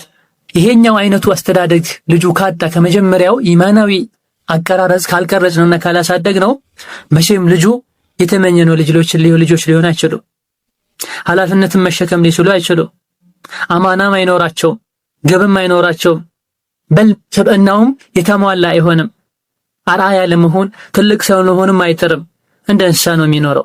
ሲርበው መብላት፣ ሲደክመው ማረፍ፣ መተኛት እንጂ ሌላ ነገር አይታየውም። ስሜቱን መከተል ብቻ፣ መጫወት፣ መዝናናት፣ መብላት፣ መቀለድ፣ ይሄ ነው ሐሳቡ የሚሆነው። ከሙጅሪሞች ጋር ሁሉ ይውላል። ሐላልና ሐራም አያውቅም፣ የሻውን ያደርጋል። እንዲህ አይነት ልጅ ማየት የማይመኙም አይደለም መውለድ። ሙጅሪም የሆነ አስቸጋሪ የሆነ ከጎረቤት ጋር የሚያጣላ ያሉትን ማይሰማ ሸቂ ልጅ መውለድ ማንም አይመኝም፣ ማየትም አይመኙም ሰዎች። ልጆቻችን ኢማናዊ አስተዳደግ ካልሰጠናቸው ዛሬ ወይም ነገ እንደዚህ አይነት ባህሪ ይላበሳሉ። የማይቀር ነገር ነው። አባት ላይ፣ እናት ላይ፣ ኃላፊዎች ላይ እድሜያቸው ይሄን ነገር ሊያውቁበት የሚችሉት እድሜያቸው በከንቱ እንዲያልፍ መተው የለባቸው። ይሄኛው እድሜያቸው ላይ ሲደርሱ አላህን አውቀው ወደው አክብረው መድረስ መቻል አለባቸው። ልናስተምራቸው ልናስገነዝባቸው ይገባል። የአላህን ስሞች፣ የአላህ ባህሪዎች፣ ረሱልን ሰለላሁ ዐለይሂ ወሰለም የጃንብ የተውሂድን ክብር የተውሂድን ምንነት ልናስረዳቸው ይገባል። እዚህ በልጅነት እድሜ ያወቁትን ነገር ሁሌም ስለሚያውቁት ስለማይረሱት ስለሚዳብር ይሄንኑ ነበር ረሱልም ሰለላሁ ዐለይሂ ወሰለም ሲያደርጉ የነበረው። አብዱላህ ኢብኑ አባስ ቤተሰባቸው የሆነው ትልቁ የቁርአን ሙፈስር ሰሃቢ ከረሱል ጋር ሰለላሁ ዐለይሂ ወሰለም አንድ አህያ ላይ አብረው ይጋልብ ነበር። እሳቸው ከፊት ሆነው ከኋላ አፈናጠውት ማለት ነው። ምን ይሉት ነበር ረሱሉ ሰለላሁ ዐለይሂ ወሰለም? ኢማም አህመድ ትርሚዚ እንደዘገቡት አልባኒ ሰሒህ እንዳሉት ያ ጉላም ኢኒ ኡዓሊሙከ ከሊማት፣ አንተ ልጅ ሆይ ቃላቶችን አስተምርሃለሁ፣ የሚጠቅሙህ ምክሮችን ለግስሃለሁ አሉትና ምን ይሆን የሚለግሱኝ ምን ይሆን የምነግሩኝ ብሎ እንዲዘጋጅ ችንቃል አሉት። ከዛ ቀጥሎ ምክራቸውን ሰጡት። ኢህፈዝላህ ያህፈዝክ፣ ጉላም ነው፣ ህፃን ልጅ ነው፣ ትንሽ ነው ብለው ከትንሽ ልጅ ጋር ጊዜን አላባክንም፣ ዝክር ልበልበት፣ ቁርአንን ልቅራበት፣ ከዛን ከተጫወቱ ነገ አይናችሁን ያወጣችኋል እንደሚባለው አላሉም ረሱሉ ሰለላሁ ዐለይሂ ወሰለም። ልጅ ላይ በአግባቡ አንድን ነገር ማስቀመጥ ማለት የማይጠፋ ነገር እንደሆነ፣ ህፃን አእምሮ ላይ አንድን ነገር መሳል ድንጋይ ላይ እንደመሳል እንደሆነ ረሱሉ ያውቃሉ ሰለላሁ ዐለይሂ ወሰለም። ልጆቻችንን ልንነቃቸው አይገባም። 4 ዓመት 5 ዓመት ከሆናቸው ጀምሮ ያውቃሉ። ለሚጠየቅህ ጥያቄ በተቻለ መልኩ መልስ ስጠው፣ አግባብ ያለውን መልስ። አጭቅጭቀኝ አትበል። 6 ዓመት 7 ዓመት ሲሆነው ወንድ ነው ከወንዶች ጋር አስቀምጠው በአግባቡ መስጊድ ይዘው ሂድ። ጭራሽ ረብሸኛ ካልሆነ ቢሆንም ቆንጥጠህ ተቆጥተህ አስተምረው። ረሱሉ ሰለላሁ ዐለይሂ ወሰለም በ5 ዓመቱ እንዲህ ሲያደርጉ አይቻለሁ ብሎ ሐዲስ የዘገበ ሰው አለ። በ5 ዓመቱ የተደረገውን ነገር አስታውሶ የዘገበ ሰው አለ። ከረሱል ጋር ይቀመጥ ነበር፣ ከረሱል ጋር ይውል ነበር ማለት። አብዱላህ ኢብኑ ዑመር እንዲሁ ረሱሉ ሰለላሁ ዐለይሂ ወሰለም ከዛፎች መሃል ምርጥ ዛፍ ምኗም ማይጣል ዛፍ ምንድናት ብለው ሲጠይቅ ሁሉም ሰዎቻችን ዛፍ ማወቀቅቷቸው ጫካ ሲያስቡ የተለየ ቦታ ሲሄዱ እኔ ግን አውቂያት ነበረ። እዛ ጋር ያለው ሰው ሁሉ ትልቅ ስለሆነና እኔ ህፃን ስለሆንኩኝ መመለስ ከበደኝና ዝም አልኩኝ። በኋላ ረሱሉ ተናገሩ። ቤት ከገባው በኋላ ለአባቴ ነገርኩትኝ። ስነግረው ምን ነው በተናገርከልኝ አለኝ። የከለከለኝ ሐያ ብቻ ነው ታላላቆች ስለሆኑ። አብዱላህ ኢብኑ አባስም እንዲሁ የሹራ አባላት ውስጥ ዑመር ይዞት ገብቶ ይሄ አይነት ህፃን እኮ እኛም ጠፍቶን አይደለም፣ ይሄማ ከገባ እኛም ህፃናችንን ለምን አናመጣም ይባል እንደነበረ ሲራ ላይ ተቀምጧል። ህፃን ከመሆኑ ጋር አብዱላህ ዑመር ኢብኑ አልኸጣብ የሹራ መድረክ ውስጥ ይዞት ይገባው ነበር፣ ከትልልቅ ጀግኖች ጋር ከወንዶች ጋር ማለት ነው። አደን ልጅ ህፃን ነህ ብለህ አትተወው። አስተምሮ ያስተማርከውን ነገር ነው የሚማረው። የኳስ ፍቅር ከሆነ ከልጅነቱ ጀምሮ ያስተማርነው ልጁን ኳስ አፍቃሪ ነው የሚሆነው። ልጅቷንም ዘፈን እንድትከታተል፣ ፊልም እንድታይ፣ ድራማ እንድትከታተል ከሆነ ያደረግናት ወደፊትም ከሷ ጋር አብሮ የሚያድገው ይሄው አያያዝን ከልጅነታችን ጀምረን እንደ ትልቅ ሰው አድርገን ከያዝናቸው ትልቅ ሰው ይሆናሉ ላሸክ። ከልጅነታቸው ደግሞ ልጅ ናቸው ብለን ከተውናቸው በዛው ይቀጥላሉ። ስለዚህ ረሱሉ ታላቁ ሰው ለስንት ነገር የሚጨነቁት ሰው ያ ጉላም አንተ ህፃን አንተ ልጅ ላስተምርህ ነው ተዘጋጅ፣ አላህን ጠብቀው አላህ ይጠብቅሃል አሉት። አላህ ያኔ የሚጠፋ አካ አይደለም የሚጠበቀው፣ ድንበሩን ጠብቅ ማለት አረብ ነው ይገባዋል። ባጭሩ ነብዩ ሙጅመል አድርገው ሲናገሩ ምን ማለት እንደፈለጉ ይገባዋል። አላህን ጠብቀው ይጠብቅሃል፣ የአላህን ድንበር ጠብቅ ማለት። አላህ ውሸት አይወድም አትዋሽ ያሉት ነው። መስረቅ አይወድም አትስረቅ ያሉት፣ ሰው ማስቸገር አይወድም፣ ሐቅን የሰው ሐቅ መንካት አይወድም አትንካ ያሉት ነው። ድንበሩን ጠብቅ ያህፈظك። ይሄን ያረክ እንደሆነ አላህ ይጠብቅሃል። احفظ الله تجده تجاهك። አላህን ጠብቀው ሁሌም አላህን ፊት ለፊትህ ታገኘዋለህ። ከፊት ሆኖ መንገዶችን ሲያመቻችልህ ታገኘዋለህ። አጠገብህ ቅርብ ሆኖ ታገኘዋለህ። ይሄ ማለት ትልቅ ምክር ነው። አላህን እንዲፈራ አላህን እንዲያከብር እያደረጉት ነው። አሁን ደግሞ አላህን ለቅና ሁሉ ለተመልኩ ሲነግሩት ወኢዛ ሰአልተ ፈስአልላህ፣ አንድ ነገር መጠየቅ ከፈለክ አላህን ጠይቅ። አንድ ነገር መጠየቅ ከፈለክ አላህን ጠይቅ። ልጆች ቀጥታ ከአላህ ጋር ከያያዝናቸው በአላህ ይረካል። ለሆነ ላልሆነው ቤተሰብን አያስቸግሩ። አኽላቃቸው ውጪ ሰው ጋር ሄዶ ከጎረቤት ጋር እንዲያጣሉ ከመንገደኛ ጋር እንዲያጣሉ አይሆንም። አደብ ያላቸው በልጅ እድሜ ሆነው አቅላቸው ግን የትልቅ ሰው አቅል ያላቸው ይሆናሉ። ስትጠይቅ አላህን ጠይቅ እያሉት። እገዛም ስትፈልግ እርዳታም ስትፈልግ በአላህ ታገዝ፣ አላህን እርዳታ ጠይቅ። ይሄ የተውሂድ ጉዳይ ነው። ልጆችን ቤት ውስጥ ነብይ ይረዳሉ፣ ደጋጎች ይረዳሉ፣ ወልዮች ይረዳሉ ሲባሉ ከሰሙ አይቀርም ወልዮች ይረዳሉ ብሎ ነው የሚለው ህፃን። ወልዮች ካሞኛል ዛሬ ሼኽና ሁሴን ሰይድና ኸድር አፊያ ያረጉኛል ስትል እናት ከሰማ ይሄን ነው የሚለው ረሱሉ ሰለላሁ ዐለይሂ ወሰለም። ይሄን እየነገሩት ነው። ምንም ነገር ምን ይሁን መጠየቅ ከፈለክ አላህን ጠይቅ። አፊያ ነው፣ ዕልም ነው፣ ስኬት ነው፣ አላህን ጠይቀው። እገዛ ፈለክ፣ ከተለያዩ ነገሮች መውጣት ፈለክ አላህን ጠይቀው። ከአላህ ሌላ የማይችለው ነገር ማንም ሊሰጥህ አይችልም። ቀጥለው ረሱሉ ሰለላሁ ዐለይሂ ወሰለም ምን አሉት? واعلم أن الأمة لو اجتمعت على أن ينفعوك بشيء لم ينفعوك إلا بشيء قد كتبه الله لك. ህዝብ ሁሉ ተሰብስቦ አንተን አንድ የሆነ ጥቅም ለሱ እናስገኝ አንድ ነገር እናድርግለት ቢሉ ምንም ሊያደርጉልህ አይችልም አላህ የጻፈው ከሆነ እንጂ አላህ የቀደረው ከሆነ እንጂ። ያ ሱብሃንአላህ። ከሰው ምንም አትጠብቅም። ሰው ምንም ከፍ ምንም ዝቅ ሊያደርግህ አይችልም። ቀጠሉ وإن اجتمعوا على أن يضروك بشيء لم يضروك إلا بشيء قد كتبه الله عليك. በሆነ ነገር ደግሞ ዛሬ እንጉዳው ብለው አድማ ቢያደርጉ ቢያሲሩ ዓለም ላይ ያለ ህዝብ አባት እናት ወንድም ቤተሰብ አይደል ጎረቤት አይደል ሀገር አይደለም ህዝብ በሙሉ ኡማ በሙሉ ምንም ሊጎዱህ አይችሉም አላህ በጻፈው አላህ በቀደረው ያክል እንጂ። የሆነ ነገሩን ካቢጎዱ አላህ ቀድሮት ነው፣ እነሱ ስለተሰበሰቡ አይደለም። ድሮ ተጽፎ ተቀድሮ ያለቀ ነገር ነው። የተቀደረ ብቻ ነው የሚከሰተው። ይሄ ጡማኒና እንዲኖረው ከልጅነቱ ራሱ ጀግና እንዲሆን እንዲተማመን በራሱ በአላህ እንዲተማመን ያደረጉት ነው ረሱሉ ሰለላሁ ዐለይሂ ወሰለም። በሌላ ጊዜም ምግብ የበሉ ሳለ እዛም እዚህ ሲስገበገብ ረሱሉ ሰለላሁ ዐለይሂ ወሰለም አንድ ህፃን አዩትና ያ ጉላም አንተ ልጅ ሆይ ሰሚላህ ቢስሚላህ በል። ያለ ቢስሚላህ ነበር የጀመረው። ወኩል ቢየሚንክ ደግሞ በቀኝ እጅህ በላ። ወኩል ሚማ የሊክ ደግሞ ማጠገብህ ያለውን ብላ። ሰው አጠገብ ያለውን ግራ ቀኝ ፊት ያልክ መሐሉን እንዲሁ በረካ የሚወርድበትን የነካህ አትንገብገብ ብለው ረሱሉ ሰለላሁ ዐለይሂ ወሰለም አደባ ያስያዙት። ቡኻሪ የዘገቡት ሰሂህ ሐዲስ። ልጅ ነው እንደፈለገ ይብላ፣ በግራውም ይበላል በቀኙም ይበላል። የሰው ማጠገብ ያለውን ማጠገብም ያለውን ይበላል፣ እዛም ይበላል። ልጅ ነው። ልጁ መብላት ከጀመረ ቁጭ ብሎ ከሰው ጋር ምግብ ሰዓት ላይ ሰዓቱን አክብሮ ቁጭ ካለ ምንም ልጅ ይሁን ምን አደብ መቀበል ይችላል ማለት ልናስተምረው ይገባል። ይህ ባንዴ ዘሎ የሚሆን ነገር በዱላ የሚሆን ነገር አይደለም። በጸባይ ከቤተሰብ ጋር ቁጭ አድርጎ ማብላት፣ ከህፃኖች ጋር ቁጭ አድርጎ ማብላት አስለምዶ አስተምሮ አንድ ላይ ቢሰብስቡ በሚበላበት ሰዓት ያኔም አደብ ማስተማር። ልጅ ነው እንደፈለገ ያድርጎ አይባልም። የለመደውን ነገር ከነገ ወዲያ ልጅነቱን ሲጨርሰው በዛው ነው የሚቀር። በግራ እጁ የሚበላ ከሆነ በግራ መብራት ሐራም እንደሆነ ልንነግረው ይገባል። ህፃን ነው ተውት አይባል። እንዲሁ አጠገቡ ያለውን ትቶ በዛ በኩል ሄዶ ያለምንም ምክንያት ማለት አጠገቡ አንድ ምግብ ሆኖ በዛ በኩል የሚሻል ምግብ ካለ ችግር የለውም ማስተካከል፣ ለሁሉም ማዳረስ ግዴታ ነው።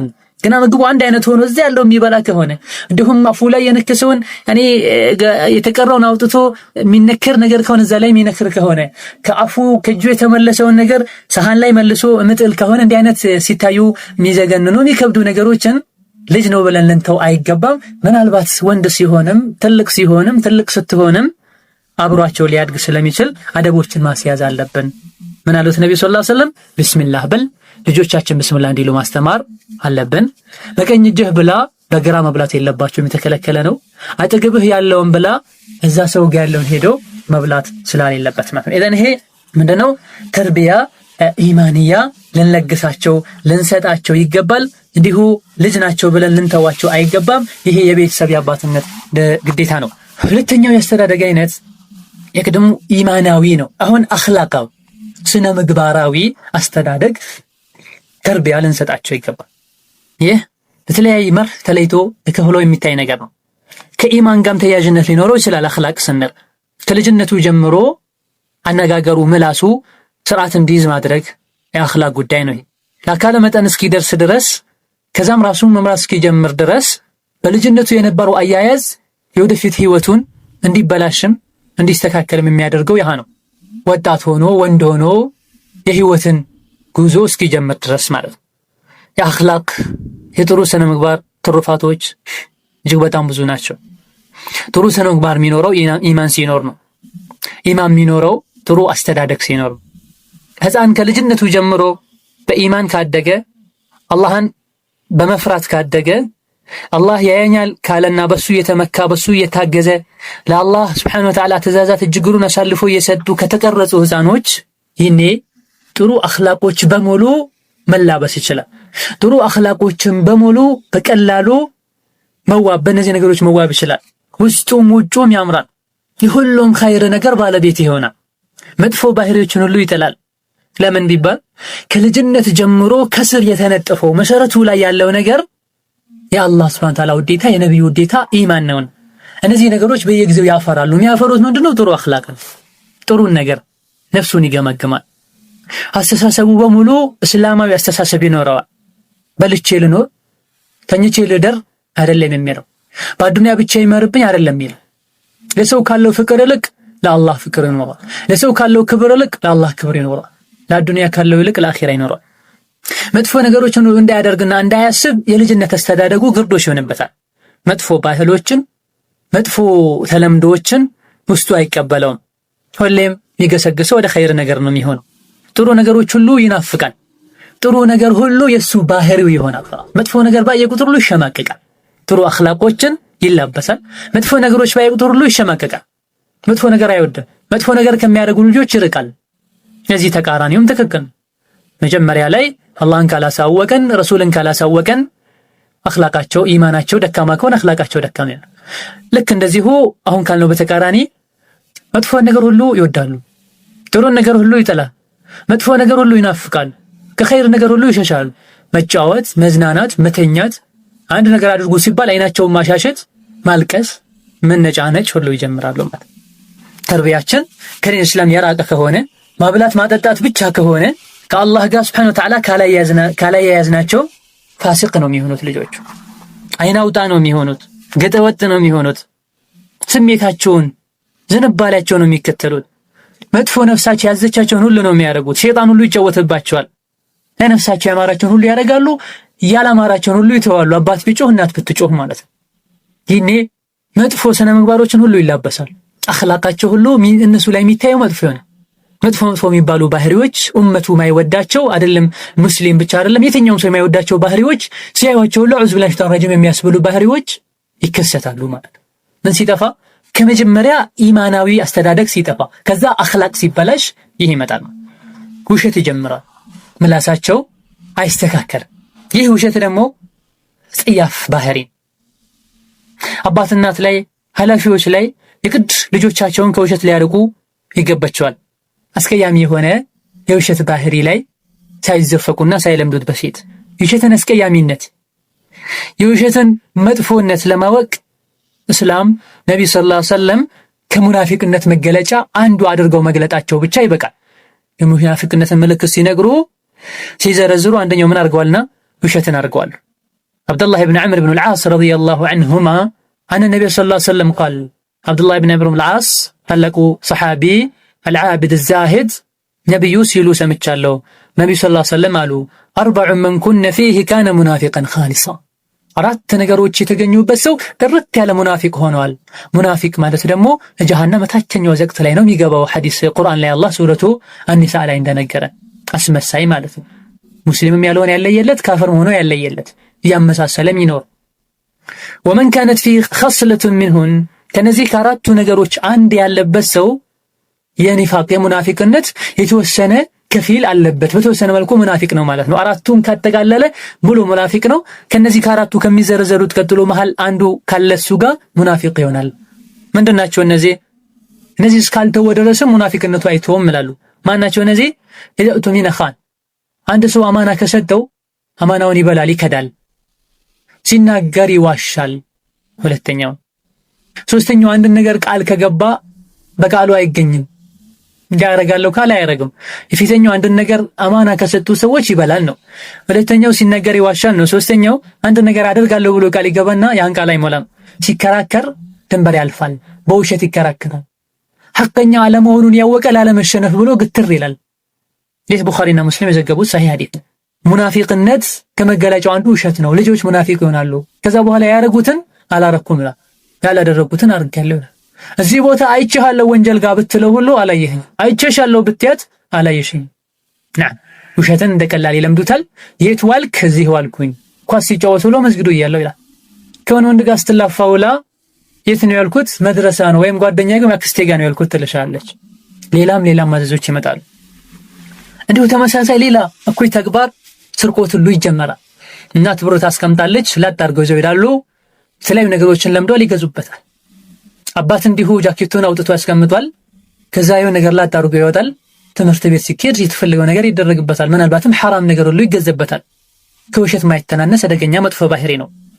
ዲንን የማያውቁ ማህበረሰቦች ውስጥ እጅጉኑ የተስፋፋ ነገር ነው። ኢማንን አስተዳደግ ያላገኙ ልጆች ላይ በተለይ እንዲህ ነገር በሰፊው ይታያል፣ በግልጽ ይታወቃል። ህፃን ልጅ አላህ ያየኛል የምለውን ነገር ከመጀመሪያው ካላስተማር ነው መጨረሻ ላይ አያውቅም።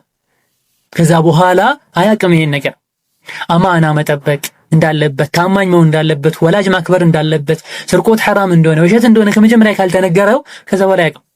ከዛ በኋላ ከቤት መስረቅ ጀምሯል፣ ከውጭ ይሰርቃል። ቤት ማጭበርበር፣ ማታለል፣ መዋሸት ጀምሯል፣ ከውጭም ይዋሻሉ።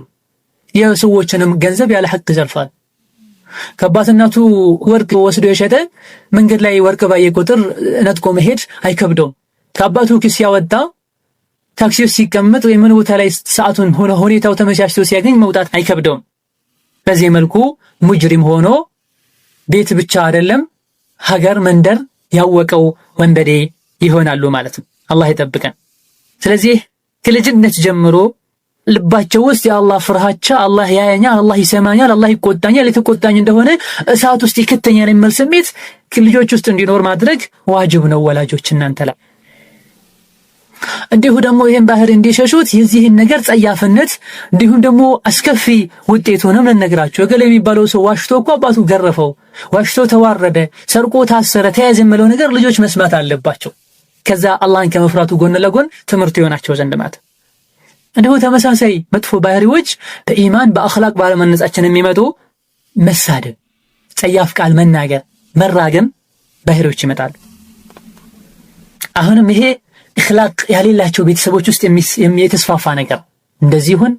እንደዚህ ሁኑ፣ እናት እንደዚህ ትሁን፣ አባት ይሁን እየተባለ የሚባል ምናልባት አላህ ዘንድ ሱብሓነሁ ወተዓላ አርሽ ሊንቀጠቀጥለት የሚችል ጸያፍ ቃሎች ይነገራል። እናት ቤት ቁጭ ብላ በልጇ ምክንያት ትሰደባለች። ይሄ ኬት የመጣ ነው? ልጆችን ከልጅነታቸው ምላሳቸውን አለማስተካከል፣ ምላሳቸውን አለመቆንጠጥ፣ በተናገሯት ትርፍ ቃል ሁሉ እነሱን አለመቆጣጠር ያመጣው ነገር ወደ ኩፍር ቃል ሁሉ ይሄዳል። አላህ Subhanahu Wa Ta'ala የረገመበት ቃል ጋር ሁሉ ይሄዳል። ሶስት ሰዎችን አላህ የረገማቸው ነው ብሎ አንደኛው እናቱን የሚሰድብ ሰው ብሏል ነብዩ ሰለላሁ ዐለይሂ ወሰለም። ማነው እናቱን የሚሰድበው ሲሉት አንድ ሰው የሰው እናት ከረገመ ያ ሰው የሱን እናት መልሶ መርገሙ አይቀርም። አሁን ባለንበት ዘመን እጅግ በጣም ጸያፍ የሆነ ቃል በየቦታው ይሰማል። ወላሂ ይዘገንናል። የሰውነት ጸጉሮች ሁሉ ተነስተው ይቆማሉ። አምጣ ወልዳ በችግር በስቃይ ያሳደገች እናት እንደዚህ ትሆን ተብሎ ይባላል። ባላንዳንዴ አልፎ አልፎ ያ ሱብሃንአላህ ሴቶችም ይሄን ሲጠቀሙ ሁሉ ይሰማል። አይቡን ወዓር ትልቅ ውርደት ነው። አሽሀዱ አን ላ ኢላሀ ኢለላህ የምትልበት ምላስህ ላይ ምላስሽ ላይ ይሄን መጠቀም። ስለዚህ ልጆች ከልጅነት ምላሳቸውን አላህ እንደሚቆጣጠራቸው በምላስ ምክንያት ጀሃነም እንደሚገባ ካሳወቅናቸው በስተቀር መጥፎ ቃል መጠቀማቸው አይቀርም። ስለዚህ ከቁርአንና ከሐዲስ መራቅ የለባቸውም ልጆች። ይህ የሚኖረው ብዙ ጊዜ መቼ ነው? ይሄ ጸያፍ ቃል መናገር፣ መሳደብ፣ ትርፍ ቃሎችን ማሰማት አንዳንዴ ከቤተሰብ ችግር ሲሆን መንስኤው ማለት ለዚህ ነገር አባትና ትርፍ ቃል የሚናገሩ ከሆነ እንደዚህ ሁኚ፣ እንደዚህ ሁን፣ አንተ እንደዚህ፣ አንቺ እንደዚህ ተብሎ ትርፍ ቃሎች የሚባሉ ከሆነ ለልጆች ይቀላቸዋል። አባትናት ሚሉትን ነው ልጅ የሚያደርገው። ከናንተ አባትናቶች ኃላፊዎች ከአፋቸው መጥፎ ነገር እንዳይወጣ ጥንቃቄ አድርጉ። ሁለተኛው ይሄ እንደ ምክንያት የሚሆነው መጥፎ ውሎን አስተዳደግ የበደላቸው ይባላል። ብዙ ጊዜ አባትናት ግድ የለሽ ከሆኑ ወይም ደግሞ ከነሱ ጋር አብሮ ያላደጉ ከሆነ ልጆች የሚናገሩትን የሚያደርጉትን አላህ ያሰማቸው። ከነሱ ጋር ኳስ የሚጫወቱ ከሆነ ከነሱ ጋር መንገድ ላይ ቁጭ ብለው ሚዝናኑን የተለያየ ነገር የሚያደርጉ ከሆነ መጫወቱን ብቻ ሳይሆን ተምረው የሚገቡት ከአፋቸው የሚወጣውንም ጭምር ከእጃቸው የሚደረገውንም ጭምር ተምረው ነው የሚገቡት። ይህ አስተዳደጉ ጥሩ ያልሆነና ያልሆነች ሲናገር የሰማውና የሰማቸውን ቤት ገብተው ይደግሙታል፣ እርስ በርሳቸው ይሉታል ማለት ነው። ሙናፊቅ የሆኑ ሙጅሪም የሆኑ ጓደኞች ጋር አብረው ከዋሉ ማለት ነው። ስለዚህ ወላጆች ሆይ አደራችሁ ግዴታችሁም ጭምር ነው ለልጆቻችሁ ቆንጆ አርአያ ሁኑ፣ ጥሩ አርአያ ሁኑ። ጥሩ አርአያ ከሚሆኑ ሰዎችም ጋር እንዲውሉ አድርጉ። ምላሳቸውን ጠብቆ ሁሏቸውን ጠብቆ ቆንጆ ቃሎችን አስተምሯቸው። አንተ እንደዚህ አንቺ እንደዚህ ከማለት ይልቅ ጥሩ ቃሎችን እንዲጠቀሙ አድርጓቸው። ማዕቀብም ጣሉ።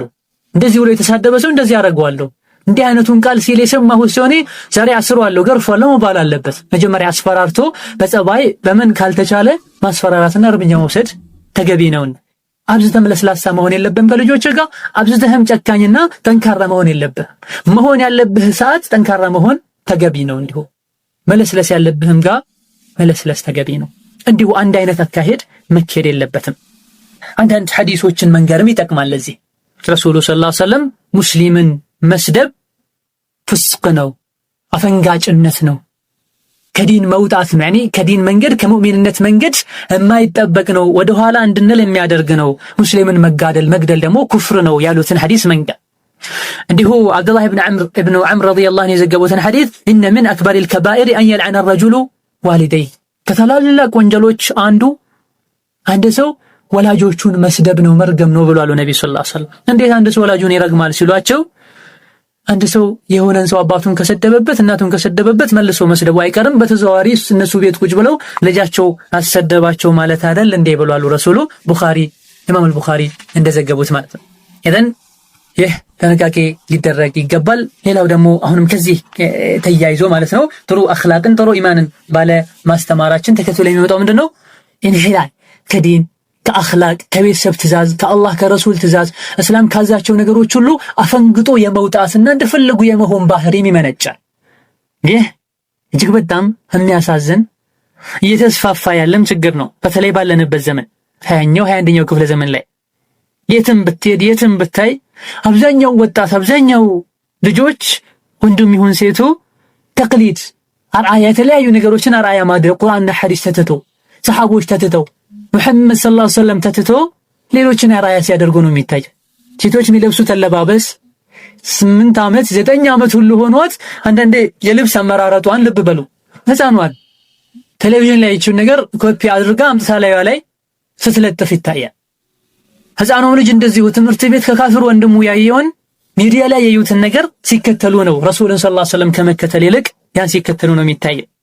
በዚህ ብቻ አይደለም ፈሳድ ውስጥ ሁሉ የተለያዩ ቦታዎች ላይ የሚያዩቸው መጥፎ ነገሮች፣ የተለያዩ ፊልሞች፣ የተለያዩ ንግግሮች፣ የተለያዩ ድራማዎች እነሱ ላይ መጥፎ ተጽዕኖ እያሳደሩ ያሃን የሰሙትን ነገር ያዩትን ነገር በተግባር ህይወታቸው ላይ እያንጸባረቁ ናቸው። ዲን ሁሉ ለቀው ማለት ነው። የዲንን ጫና የቤተሰብን ጫና ሽሽት በማለት ዲንም ሆነ ቤተሰብ ለነሱ የሚበጅን እንጂ እነሱን የሚጫንበት ሁኔታ አልነበረም።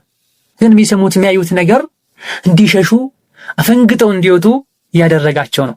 ህሊናቸው ሁሉ በመጥፎ ነገር እንዳይወቅሳቸው እየደረጉ ነው ያሉ። እንደው ለህይወት ሁሉ ያለውን ትርጉም ቀይረውት ህይወት እስካሉ ድረስ መዝናናት ብቻ አድርገው እንዲያዩ ከምንም አይነት ኃላፊነት እንዲሸሹ ስገድ ሲባሉ ገና ልጅ ነኝ፣ ስገድ ሲባሉ አላረጀሁም፣ ሂጃብ አድርጊ ስትባል ገና አልደረስኩም ወዘተ የተለያዩ ነገሮች። ይሄ የአላህ ሐቅ ብቻ ሳይሆን የአባት እናት ሐቅም የማህበራዊ ህይወት ግዴታ ሁሉ እንዳይወዱ ያደርጋቸዋል። እንዲህ አይነቱ ባህል خلاص መብላት፣ መጠጣት፣ ስሜትን መከተል፣ በተለያዩ ነገሮችን ራስን ማርካት፣ ይሄ አይነት ነገር ካልተሳካላችሁ ህይወት ይቅርብኝ ብለው ሁሉ ይታነቁ አይጠፉም። ከቤት የሚሸሹ ሁሉ አይጠፉም። ከቤት ይወጡ ስንቶች አሉ። ምን ነው ሲባሉ ቤት ውስጥ በዚህ ሰዓት ፊልም ማየት ተከልክያለሁ፣ ስለዚህ አክስቴ ጋር ነው የምኖረው፣ እህቴ ጋር ነው የምኖረው። እዛም ካልተቻለሳ خلاص ከቤት ወጣለሁ። ከዛ ምንድነው የሚጠብቃቸው? ከቤት ሲወጡ ካፍሮች አሉ፣ ሸይጣን አለ፣ ልጅነት አለ፣ የተለያዩ ነገሮች ወስደው ኩፍር ሁሉ ውስጥ ይከቷቸዋል። አደራህን ወንድሜ፣ አደራሽን እህቴ፣ ወላጆች ከልጅነት ጀምረን ልጆቻችንን መቆጣጠር የምንችልበትን አይነት አያያዝ እንያዛቸው።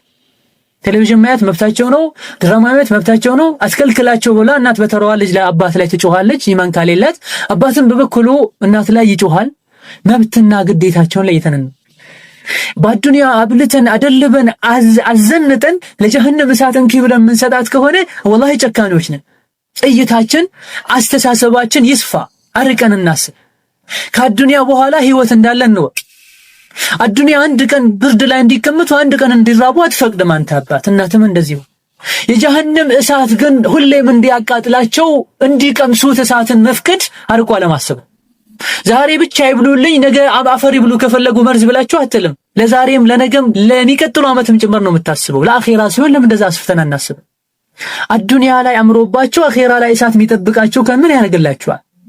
ነገ ሊሞት አንድ ሰው፣ ነገ ሊሰቀል፣ ነገ ሊፈረድበት ዛሬ የአዱንያ ወርቆች በሙሉ ተከምረው ቢያጌጥ የአዱንያ ጣዕም ያላቸው የሚጥሙ ነገሮችን ሁሉ ቢበላ ሁሉ ነገር ሰዎች ያኔ ለሱ ንግስና ሰጠው ለደቂቃዎች ለሰዓቶች ንጉስ ሆኖ ቢቆይና ነገ ሊታነቅ ቢሆን ምን ያደርግለታል?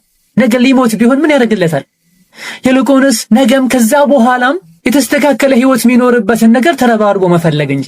ስለዚህ አዱንያ እንዲህ አይነት የሚያዝናኑ ነገሮች ከተሳኩላቸው ልጆችም ደስተኛ ሆነው ይኖራሉ፣ ወላጆቹም ይረካሉ። ልጆቼ ተደላድለው ተስተካክለው አምሮባቸው ኖሩ። አለዚያሳ ልጆችም ቤት መቀመጥ አይፈልጉም፣ ወላጅም ከልጆቹ ጋር ደስተኛ መሆን አይፈልግም። ቤት ቴሌቪዥን ካሌለ የኔ ልጆች ከማን አንሰው ነው እንደዚህ የሚሆኑት? የኔ ልጆች ከማን አንሰው ነው እንዲህ ነገር የሚያጡት?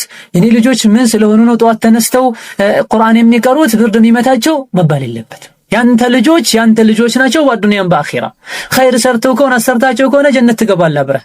ሸር ሰርታቸው ከሆነ አንተም ከኸይር ብትሰራ በልጆች ምክንያት ጀሃነም ልትወርጅ እንደምትችል ወላሂ አትጠራጠር። ኢዘን ይሄ ባህሪ ይሄ መጥፎ ዲንን አኽላቅን ኢማንን ካለማስተማር የሚመጣ ከዲን ከሐቅ ከግዴታዎች የመሸሽ ባህሪ ይመነጫል። አንዳንድ ለስሙ የሚያስቡ የሰለጠኑ የመነጠቁ የሚባሉ ሰዎች ምን እያሉ ነው? ልጆችን ዳንስ ማስተማር አለብን፣ ዘፈን ማስተማር አለብን፣ ስልጣኔ ሊገባቸው ይገባል፣ ይሄን ሲያደርጉ ብቻ ነው ዓለም የምትለወጠው እያሉ በተለያየ መንገድ እየሰበኩ ናቸው። እኛ ደግሞ ልጆቻችንን ማሳደግ ማስተማር ስተን ሚዲያ ያስተምራቸው ብለን ትተናል። ከትምህርት መልስ ቴሌቪዥን ነው፣ ከጥናት መልስ ቴሌቪዥን ነው። አእምሯቸውን ያነቃቃል፣ ያሰፋል፣ ያበስላል የሚል እምነት ውስጣችን አሳደረን ማለት ነው። የስልጣኔ ምልክትን መዝፈን፣ መደነስ፣ መጨፈር ተደርጓል። ሴትና ወንድ ይቀላቀል የምን መለያየት ነው? ሁሌ ዲን ከተባለ ታክሩሩ አላህ Subhanahu Ta'ala በስራ ብቻ አይደለም ጀነት የሚያስገባው በረህመቱ ነው መባል የለም። እነማንን አራያ ማድረግ እንዳለብን ልናቅ ይገባናል። እንዲህ አይነት አስተምህሮ ይዘው የሚመጡ ሰዎች ራሳቸው የተሸነፉ ናቸው። ተሞክሯቸውም ያልተሳካ ሰዎች ናቸው። የነሱ የምዕራባውያንን አይነት ሀያት ህይወት እንድንኖር የሚፈልጉ ሰዎች ናቸው። አባትና እናት ተቆራርጦ ቤተሰብ ተለያይቶ እንዲኖር እናቱን በህይወቱ የሚያይ ስንት አለ? አክስቱን አያቱን በፍጹም ሳያ የሚሞቱ ስንት አለ? ሁሉም የራሱን ህይወት ይኖር አደብ ጠፍቶ ከፈለገ ልጅ አባቱን አንስቶ በጥፊ ይለዋል። እናትም እንደዚሁ በግልጽ የሚታይ የሚሰማም ነገር ብዙ አለ። በዚህ መልኩ ከሄድን እኛም ያን እንድንሄድ ነው የሚፈልጉ። የህፃን ልጅ አባቱ አርጅቶ ደክሞ ቤት ውስጥ እያስቀመጠው ሳለ እናትም ልጆቹም ይሄ አዛውንት ቤት ቁጭ ብሎ እኛ ፍሪ መሆን አልቻልንምና ይሄ ሰው ይውጣልን ብለው ተስማምተው ግቢ በር ላይ በትንሽ የበላሜራ ነገር በር ቤት ተሰርቶለት እዛ ውስጥ ቁጭ ብሎ ብርድ፣ ፀሐይ፣ የተለያዩ ነገሮች ሰውየውን ያሰቃዩት። ከዕለታት አንድ ቀን በሆነ መልኩ ከቤት ይወጣል ሰውየው። ያ ሞቶ በሆነ መልኩ والله اعلم ነሲድ ምግብ ሲሰጠው ይህ ሰው የሱን ምግብ የበላበትን እያጠብኩኝ እኔ ደክሞኛልና ለሱ የሆነ ብረት ነገር ተፈልጎ በዛች ላይ ብቻ ትርፍራፍ እየተጣለ ይሰጠዋል። ከዕለታት አንድ ቀን አባት ሲወገድ ያችን ክፍል ማጽዳት ፈልገው ሲያጸዱ ህፃን ልጅ ቶሎ ብሎ ያችን አባት አያት ይመገበት የነበረችውን ሳህን ያነሳና እቅፍ ሲያደርገው በዳይ ልጅ የዚህ ያዛውንቱ ልጅ ምን ያደርግላል የቆሻሻ ነው ታለው ይላል። አይኔ ፈልገዋለሁ ይላል ህፃኑ። ለምን ሲለው አንተ አርጅተህ ደክመህ ወደፊት እኔ ቤት ስትመጣ አንተ አባትህን ትመግብ እንደነበረበት እኔ መገብበታለሁ። ጀዛአን ዊፋቃ የሥራህን ታገኘዋል። እንዲህ አይነት ልጆች አርአያቸው ማን ሆነው ነው? ምዕራባውያን ሆነው። እንዲህ አይነት ባህሪ ካሳደግናቸው ነገ እነሱ ላይ የነበረው ነገር ኮፒ ተደርጎ እኛ ጋር ይመጣል፣ ይጀመራል። እኛ ጋር ማለት የማይቀር ነገር። ጥሩ አኽላቅ የሚባል ነገር ከነሱ አይገኝም እስከናካቴው። አይደለም ጂሃድ፣ አይደለም ዳዕዋ፣ አይደለም ሸይኽነት፣ አይደለም ለእስላም መጨነቅ፣ ለራሳቸውም ለቤተሰባቸውም አይሆኑ። ከሴት ጋር መመሳሰል፣ ድራማ ላይ ያዩትን ነገር ፊልም ላይ ያዩትን ነገር መስራት እንጂ ሌላ ምንም ህይወት ላይ ታታ አይኖራቸውም። ወንድነት፣ ጀግንነት፣ በማንነት መኩራት፣ በሙስሊምነት መኩራት እነሱ ጋር የለም ጭራሹ። ምናልባት በህልማቸው ሁሉ ሊያዩት ይችላሉ። ከወንበዴነት ወደ ወንበዴነት፣ ከሙፍስድነት ወደ ባሰው ይሄዳሉ እንጂ ሊሻሻሉ መቼም አይችሉ። ስለዚህ ውድ አባት፣ ውድ እናት፣ ወላጆች ከወዲሁ እንዲህ አይነት ባህሪ ልጆች ላይ ልብ ካላችሁ ተነስ ስገድ ሲባል አልሰግድ የሚል ከሆነ 7-9 ዓመት ሆኗቸው ሒጃብ አድርጊ ሲባሉ አይ የሚሉ ከሆነ ለወደፊት ልትፈሩ ይገባል። ከኃላፊነት ከዱንያም ከአኺራም ኃላፊነት እየሸሹ ነውና ለአላህ ሐቅ ያልጠበቀ የእናንተን ሐቅ ወላሂ አይጠብቅም። ቢጠብቅም ከጀርባ የሚያመጣው መዘዝ የከፋና የሰፋ ነው የሚሆነው። ይህ ጥቂት ስለ አኽላቅ ስናነሳ አኽላቅ ወአስተዳደግ ስንል ታልቃ የገቡ መጥፎ ባህሪዎች ናቸው። ጥሩ አኽላቅ ካሌለ መጥፎ አኽላቅ ይኖራል። በውሸት ቦታ እውነትን፣ በኒፋቅ ቦታ ኢኽላስን ልንተካላቸው ይገባል። ከዚህ አንደኛው ኢማናዊ አስተዳደግ ነው። ሁለተኛው እስላማዊ አኽላቅ የተሞላበት አስተዳደግ ነው። ሶስተኛው ያስተሳሰብም አስተሳሰባቸው ንጹህ እንዲሆን። አሁን ያለንበት ዘመን ላይ እጅግ በጣም የተለያዩ አስተሳሰቦች፣ የተለያዩ አካሄዶች፣ የተለያዩ አይዲያዎች፣ ሐሳብ፣ ፍክራዎች ያሉበት ጊዜ ላይ ነው ያለነው። አንዱ ይገነባል፣ ሌላኛው ያፈርሳል። አንዱ ይሰፋል፣ ሌላኛው ይቀዳል። ሐቅና ባጥል ተቀላቅሎ፣ ደግና መጥፎ ተቀላቅሎ ይሄኔ ለልጆቻችን የሚሆነው መምረጥ የኛ ግዴታ ነው። ሰፋ ባለ አእምሮ አይተን ጥሩና መጥፎ መለየት አለብን።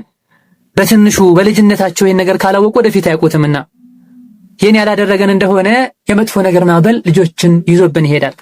ይሄ አስተሳሰባቸውን ስንል ለምን መጨነቅ እንዳለባቸው ማስተማር፣ ልጆች ለምን ትኩረት መስጠት እንዳለባቸው ማስተማር፣ ማንን ማክበር እንዳለባቸው፣ ማንን አርአያ ማድረግ እንዳለባቸው ማስተማር። ከቤተሰብ ጋር ሲኖሩ፣ ከጎረቤት ጋር ሲኖሩ፣ ከአካባቢ ሰዎች ጋር ሲኖሩ፣ ከሌላ ክፍለ ሀገር ሰዎች ጋር ሲኗኗሩ እንዴት መኖር እንዳለባቸው ማስተማር። ከታላቅ ወንድማቸው ከታናሽ ወንድማቸው ምን አይነት ክብር መስጠት እንዳለባቸው፣ ለአባት ለእናት ምን አይነት ክብር መስጠት እንዳለባቸው ማሳወቅ። ልጆች የሰዎችን ክብር ለይተው እንዲያውቁ ማድረግ። በተለይ ስለ ዱንያና አኺራ ያላቸው ግምት ማስተካከል መቻል አለብን። ሁለት ችግሮች ነው ያሉ። ቅድም የጠቀስነው አንዳለ ጭራሹን ስለ አኺራ ለማሰብ፣ ሌላኛው ስለ አኺራ ማሰብ ግና በቂ ያልሆነ አስተሳሰብ። ቤተሰብ ስለሚሰግድ ነው የሚሰግዱት ላ ከዚያ የዘለለ የሰላትምነት ማወቅ አለባቸው። የህይወትን ማዕና ማወቅ አለባቸው። ፍክራቸው አስለን የህይወትን አካሄድ የህይወትን ምንነት የሚያውቁበት የራሳቸው ግንዛቤ እንዲኖርና ይህ ግንዛቤያቸው ደግሞ ከየትም ያመጡ ሳይሆን ከኛው ከሙስሊም ወላጆች በርህራሄ የተሟላ እንክብካቤ ከሚሰጡ ወላጆች የታደሉ መሆን አለባቸው። የተቸራቸው መሆን አለባቸው። ኩራት ከነሱ ዘንድ እንዲጠፋ፣ እኔ የበላይ ነኝ የሚል ስሜት እንዳይኖር እነሱ ጋር አንዱ ጎሳ ከሌላው ጎሳ ይሻላል ይበልጣል፣ እሱ ይሄኛው ለዚህ ባሪያ ሊሆን ይገባል የሚል አስተሳሰብ ከነሱ ሊጠፋ፣ ሰዎችን በሀብት የማክበር ሀብታም ስለሆኑ ብቻ የማክበር፣ ሙጅሪምም ቢሆን ፋሲቅም ቢሆን ኸምርም ቢጠጣ ሪባም ቢበላ ሴቷንም እንደዚሁ ጥሩ ከለበሰች ጥሩ ካጌጠች ማክበር፣ ከዛ ውጭ ያለች ዘመድም ትሁን አክስትም እህትም ትሁን መጣል። እንዲህ አይነት አስተሳሰቦች ከነሱ መውጣት አለው። ማንን ማክበር እንዳለባቸው፣ ለማን ልባቸው መስጠት እንዳለባቸው፣ ማን ራያ ማድረግ እንዳለባቸው ልናሳውቅ ይገባል። ከፋሲቆች መሃል ከሙጅሪሞች መሃል አንዲ ዘፋኝ ተዘፍና አይተው ወይም ስለሷ ሰምተው ይህቺ ናት እኔ ሞዴል ላደርጋት የሚገባው የሚል ነገር ውስጣቸው እንዳይቀረጽ በተለይ ሴት ልጆች ላይ ጥንቃቄ ማድረግ አለብን። ያንቺ ራያ እነዚህ አይደሉም፣ እነዚህ መጥፎች ናቸው፣ ጠማሞች ናቸው፣ ህይወት ላይ ገንዘብ መሰብሰብ እንጂ ክብራቸውን ሸጠው ሌላ ዓላማ የላቸውም፣ ተጠንቀቂ።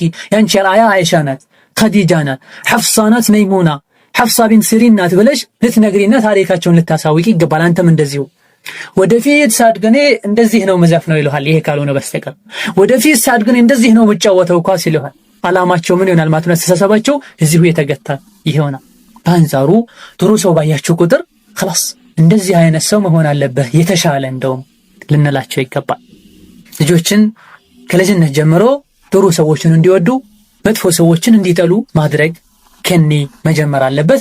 ሱና የሚከተሉ ሰዎችን ዒልም ያላቸው ሰዎችን እንዲወዱ እንዲያከብሩ እንዲተዋወቁ ከእንዲህ አይነት ሰዎች ጋር እንዲጠጉ ሱናን ማያውቁ ሱናን የሚጠሉ እስላምን የሚጠሉ ተውሂድን ለማጥፋት የሚሞክሩ ቢድዓ ውስጥ የተዘፈቁና ሰው ወደ ቢድዓ የሚጠሉ ሰዎች ወደ ሽርክ ወደ ኩፍር የሚጠሉ ሰዎች ሲያገኙ ለነሱም ሊኖራቸው የሚገባውን አቋም ማሳወቅ መቻላል። ባጭሩ ዝጋማ የተፈለገው ፍክራቸውን አስተሳሰባቸውን ማስተካከል አለብን። ጥሩ የመሰላቸውን ሁሉ እሱን ተከትለው እንዲሄዱና አስተሳሰብ አቅጣጫቸውን እንዳያበላሽባቸው መስጋት መቻል አለብን። አራተኛው እና የመጨረሻው አስተዳደግ አይነት አተርቢያ ጅስሚ አካላዊ አስተዳደጋቸው ላይም ትኩረት ማድረግ አለብን። በዚህ ረገድ ብዙ ማለት አልፈልግም፣ ሁሉም ያውቁታል። ህፃን ልጅ 6ኛ ወሩ ላይ የተኛው ወተት መውሰድ እንዳለበት፣ ከ6 በታች ከሆነ ምን መውሰድና ምን መውሰድ እንዳሌለበት፣ ልጆች ምን አይነት ልብስ እንደሚመቻቸው የተኛው እንደማይመቻቸው፣ ልጆች ክረምት ላይ ምን መጠቀም እንዳለባቸው፣ በጋ ላይ ምን ቢጠቀሙ እንደሚመከር ሁሉም ወላጅ ያውቃል። አብዛኛው ወላጅ ያውቃል ዱንያን። እዚህ ጋር የሚያስጨንቀን የቱ ነው? የአኺራ። ሆኖም ሳለ ግን ብናነሳው ለዲኑ ይረዳቸዋልና ማጓዣቸው ነው። አካላቸው የህይወታቸው ቀፎን ጤነኛ ከሆነ አስተሳሰባቸው ጥሩ ይሆናል። ጤናቸው መጠበቅ አለበት። አካሉን ሰውነቱን ሐቁን መጠበቅ አለበት።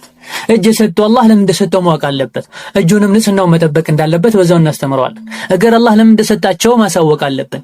እግራቸውን ደግሞ ንጽህና መጠበቅ እንዳለብን በዛው እናስተምራቸዋለን። እና ለብሳቸዋለን ማን እንዳለበሳቸው ያወቀን ያሳወቅናቸው ለምን እንደሚለብሱ ጥቅሙን ነግራቸዋል።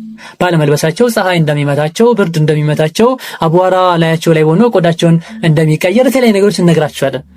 ጥሩ እንዲበሉ አቅም በፈቀደ ጥሩ እንዲለብሱ፣ ጥሩ እንዲቀመጡ፣ ንጽህናቸው እንዲጠብቁ እናደርጋቸዋለን። ይሄን ያደረግናቸው እንደሆነ ንጽህና መጠበቅ በራሱ አንድ ከኢማን አካል ወኢነ ለጀሰዲከ ዐለይከ ሐቀን ብለዋል ረሱሉ ሰለላሁ ዐለይሂ ወሰለም። ለአካልህም ለሰውነትህም ሐቅ አለው። መተኛት አለባቸው፣ መብታቸው ነው። ግና ፊልም ሲያዩ አርፍደው ዘግይተው አስለን ሐራም ነገር የሆነ እያዩ ከዛ ሱብሒ እንዳይነሱ ማታ አርፍደዋል ብለህ ትእዛዝ መስጠት የለብህም። አንተ አላህን ማትፈራባት በጊዜ ይተኙ። የመተኛት ሐቅ አላቸው።